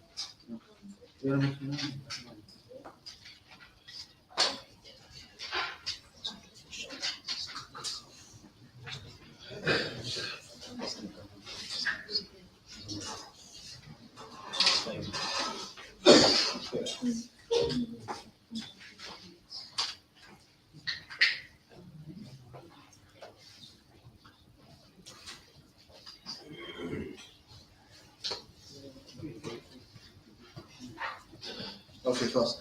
There's a couple of questions. If you've got questions, write them down. I want to be strict with this. I said write them down first. You have to write them down, inshallah. And then you send it and I'll answer it, inshallah. Quickly, 2 questions. Some people keep moving away from when we try to move closer to them in order to fill the space, leaving at least a feet distance between. What do we do with them? If you are trying to close the gap, okay, even if it's not touching feet to feet, there still shouldn't be any gap. Even on the opinion that you don't have to feet to feet, there still shouldn't be any gap. The shoulders should still be there. If you are moving towards somebody and they are moving away from you, let them be that. That's their problem, and the issue will be on their head, not upon yours. You do what you can. Plus, you try it once or twice, and if they're not moving towards you and they're moving away from you, plus you leave them. That's their issue, and the same will be upon them for breaking the saf and making gaps in the saf, and so on. Another question is, a Muslim who reads Quran, does good deeds, learns hadith and dua, but he doesn't pray, will he go to hell or paradise? This is an issue of leaving of salah. By leaving of salah, is a person considered a Muslim or a disbeliever? It's a very, very severe issue. And many of the ulama say that if a person leaves of salah, then he's not a believer. Why? Not because we don't want him to be a believer. Look what the Prophet ﷺ said. The Prophet ﷺ said, "Al-ahd alladhi baynana wa baynahum as-salah, faman tarakaha faqad kafar." The difference between us and the disbelievers is prayer. Whoever leaves it off, then he faqad kafar. Then he has committed disbelief. In another hadith of the Prophet ﷺ, he said, "Inna bayna rajul wa bayna ash-shirk wal kufri tarku as-salah." What is between a man and kufr and shirk? It's leaving off the prayer. In the narration of the Sahaba, they used to say that if a person did any sin, they would make an excuse for him. If he was so drinking alcohol, maybe he was new to Islam, he's not used to it. If he didn't do this, maybe he doesn't know. But they would never make an excuse for a person who used to miss the salah. Another hadith person will say that I wish if it wasn't for people in the house, he would have burned the houses of the people who used to miss Asr Salah. Now, these are very, very severe hadith of the Prophet ﷺ. Mainly what is said that if a person leaves off salah whilst believing it's obligatory, but out of laziness, they say that it's a major sin. But there are some ulama that say, no, he's a disbeliever, he's a kafir. Even if it's one salah. Ibn Baz mentions, even if a person, he sleeps and intentionally doesn't put his alarm on, that's him intentionally missing the salah. And he's considered a disbeliever. Obviously, it's not for us to say who's a disbeliever or not. It's for each person to think about. It's not something, missing salah is not something which is something light. So will they go to paradise or hellfire? Well, it depends on the issue. It's very, very dangerous. It's on the borderline of basically being in Islam and being out of Islam. So missing a salah is something very, very dangerous, and that person should never ever miss the salah. Now, class, we're going to take a break now, inshallah. The food's not here, but class, it's going to be here in 5 minutes, inshallah. The break I'll give you till 8:55. So you have 35 minutes.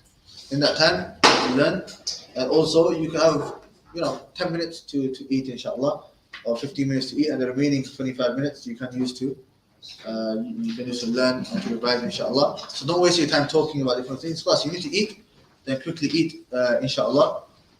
And then don't waste your time talking. Class, you can talk after. You got the rest of the week to talk about. Today, I want every person to go home once he knows conditions of salah, pillars of salah. Okay, inshallah. So don't waste your time. I know it's difficult, but this is the basic. You know, if the kids can, if a 9-year-old kid can answer the 9-year-old girl can answer the condition of salah, we should be able to give those answers as well, inshallah. So we'll give you a break until 5 to 9, inshallah. Subhanakallah wa bihamdika, just one announcement. Sorry. Another announcement, subhanallah, which is that from tomorrow, Saturday, after Fajr, where is it? In Mushrif? In Mushrif. Where the Saturday? Where Sheikh Ahmed has his Saturday lessons. Yes. Instead of Sheikh Ahmed's lessons for the next 3 weeks, I'll have a lesson there, inshallah. Same time, we will be going through the book, is summary of Ta'zeem al-Ilm. Ta'zeem al-Ilm, the glorification of knowledge. And this is a book. This is a book which basically goes through the principles and etiquettes of how to learn about Islam, how to seek knowledge. It's going to take place at 6:15, inshallah. 6:15. So I think that's enough time. If you pray Fajr locally and straight away come, you'll have time to reach there, inshallah. And the PDFs it's been sent into the group. You do not have permission to share the PDF. The brother, one of my friends who translated the books, he only gives permission for those who are attending. So don't share the PDF with others, okay? Try to print it off yourselves. The copies that we have in the masjid are very, very limited. And they'll be given to the people that are there first. So if you come late, if you've not printed the book yourself, you won't have a copy, okay? So make sure you're there early to get a copy, or you print it out yourself, inshallah. So this is tomorrow, and we'll try to finish it in 3 lessons, inshallah. We'll try to finish it in 3 lessons, inshallah. Brothers, as announced, one brother is bringing the snacks, okay, and he's on the way, like within 5 minutes he'll be reaching. So you can go down, okay, and have your snacks down. Don't bring up, okay, anything. Have your food down, and then you can come back. And this rest announcement, as I made it before, the weekdays lectures will continue as scheduled. Okay, good.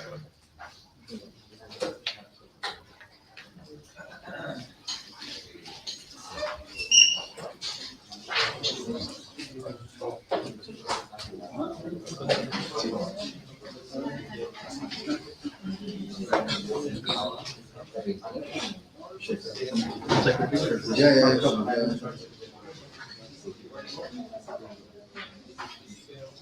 Is this I can get anywhere? Or is it? No, this is the issue. I have the PDF though. Where did you get this one from? Sheffield University. Maybe I'll go tomorrow. Yeah, you work. You can listen. Well, what time is it tomorrow? There's a problem in UK, Yusuf. I only know him as Yusuf al-Mungawi. I probably know like 3 million of them, but... Mungawi police.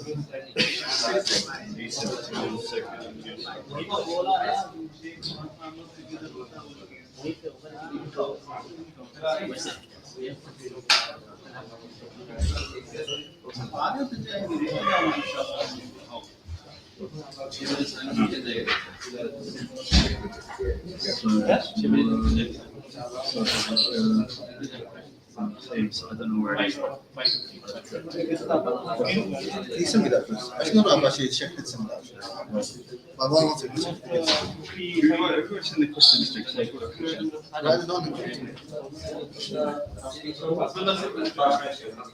the check sent it.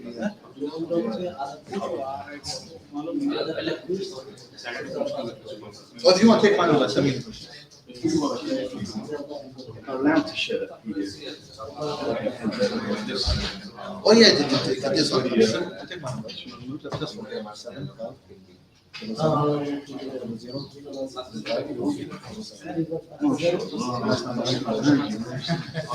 There's my father-in-law. He's into buying windows. So,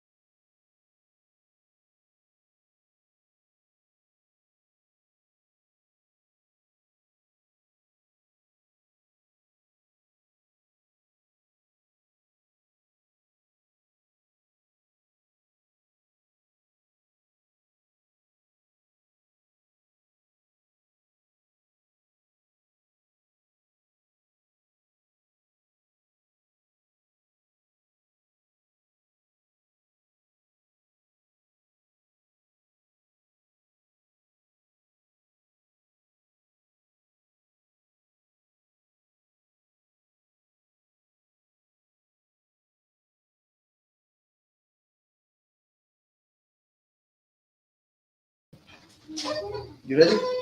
No. 2 minutes. 2 minutes. You had 45. 2 minutes. 2 minutes, huh? I'll come back to you in 2 minutes. Nullifies of Salah.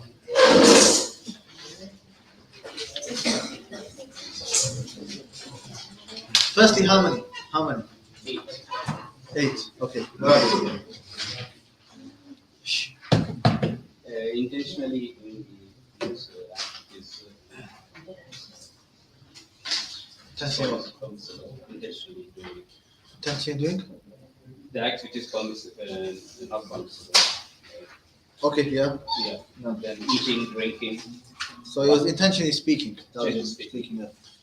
And laughing, eating, drinking. Eating, drinking, and moving too much during the salah. Okay. Okay. And, How many is that? 5. Huh? Intentionally speaking, laughing, eating, drinking, moving. Too much in Salah is 5. You have 3 left. Wodhu. Breaking wudu now. 2 left.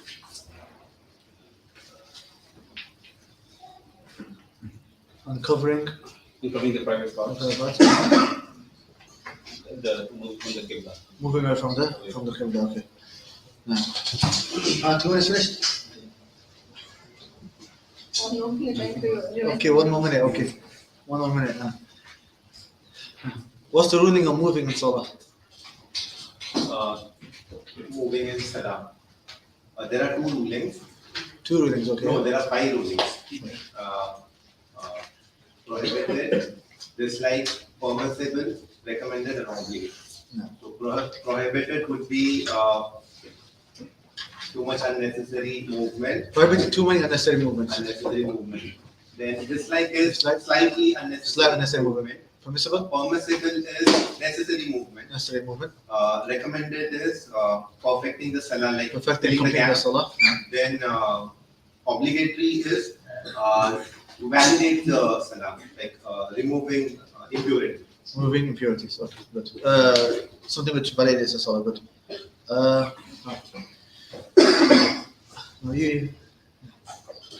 Obligations of the Salah, how many? 8. First one is takbir al-ihram. And every single takbir apart from takbirat al-ihram. Second one is saying Rabbana wa lakal hamd for the imam and the one praying alone. No, the kahaf for the imam and the one praying alone, good. Saying Sami Allah liman hamidah for everyone. No, again. Saying Sami Allah liman hamidah for imam and everyone. Sami Allah al-Hamidah for imam and everyone. praying by himself. Saying Rabbana wa lakal hamd for everyone.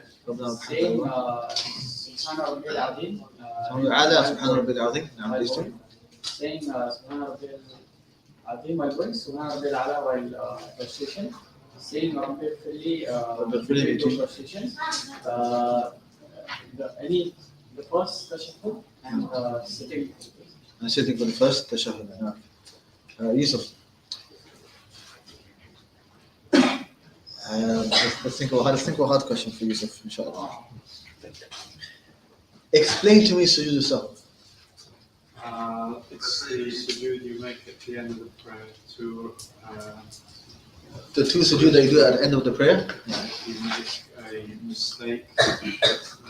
3. Okay. So how many reasons? 3 reasons.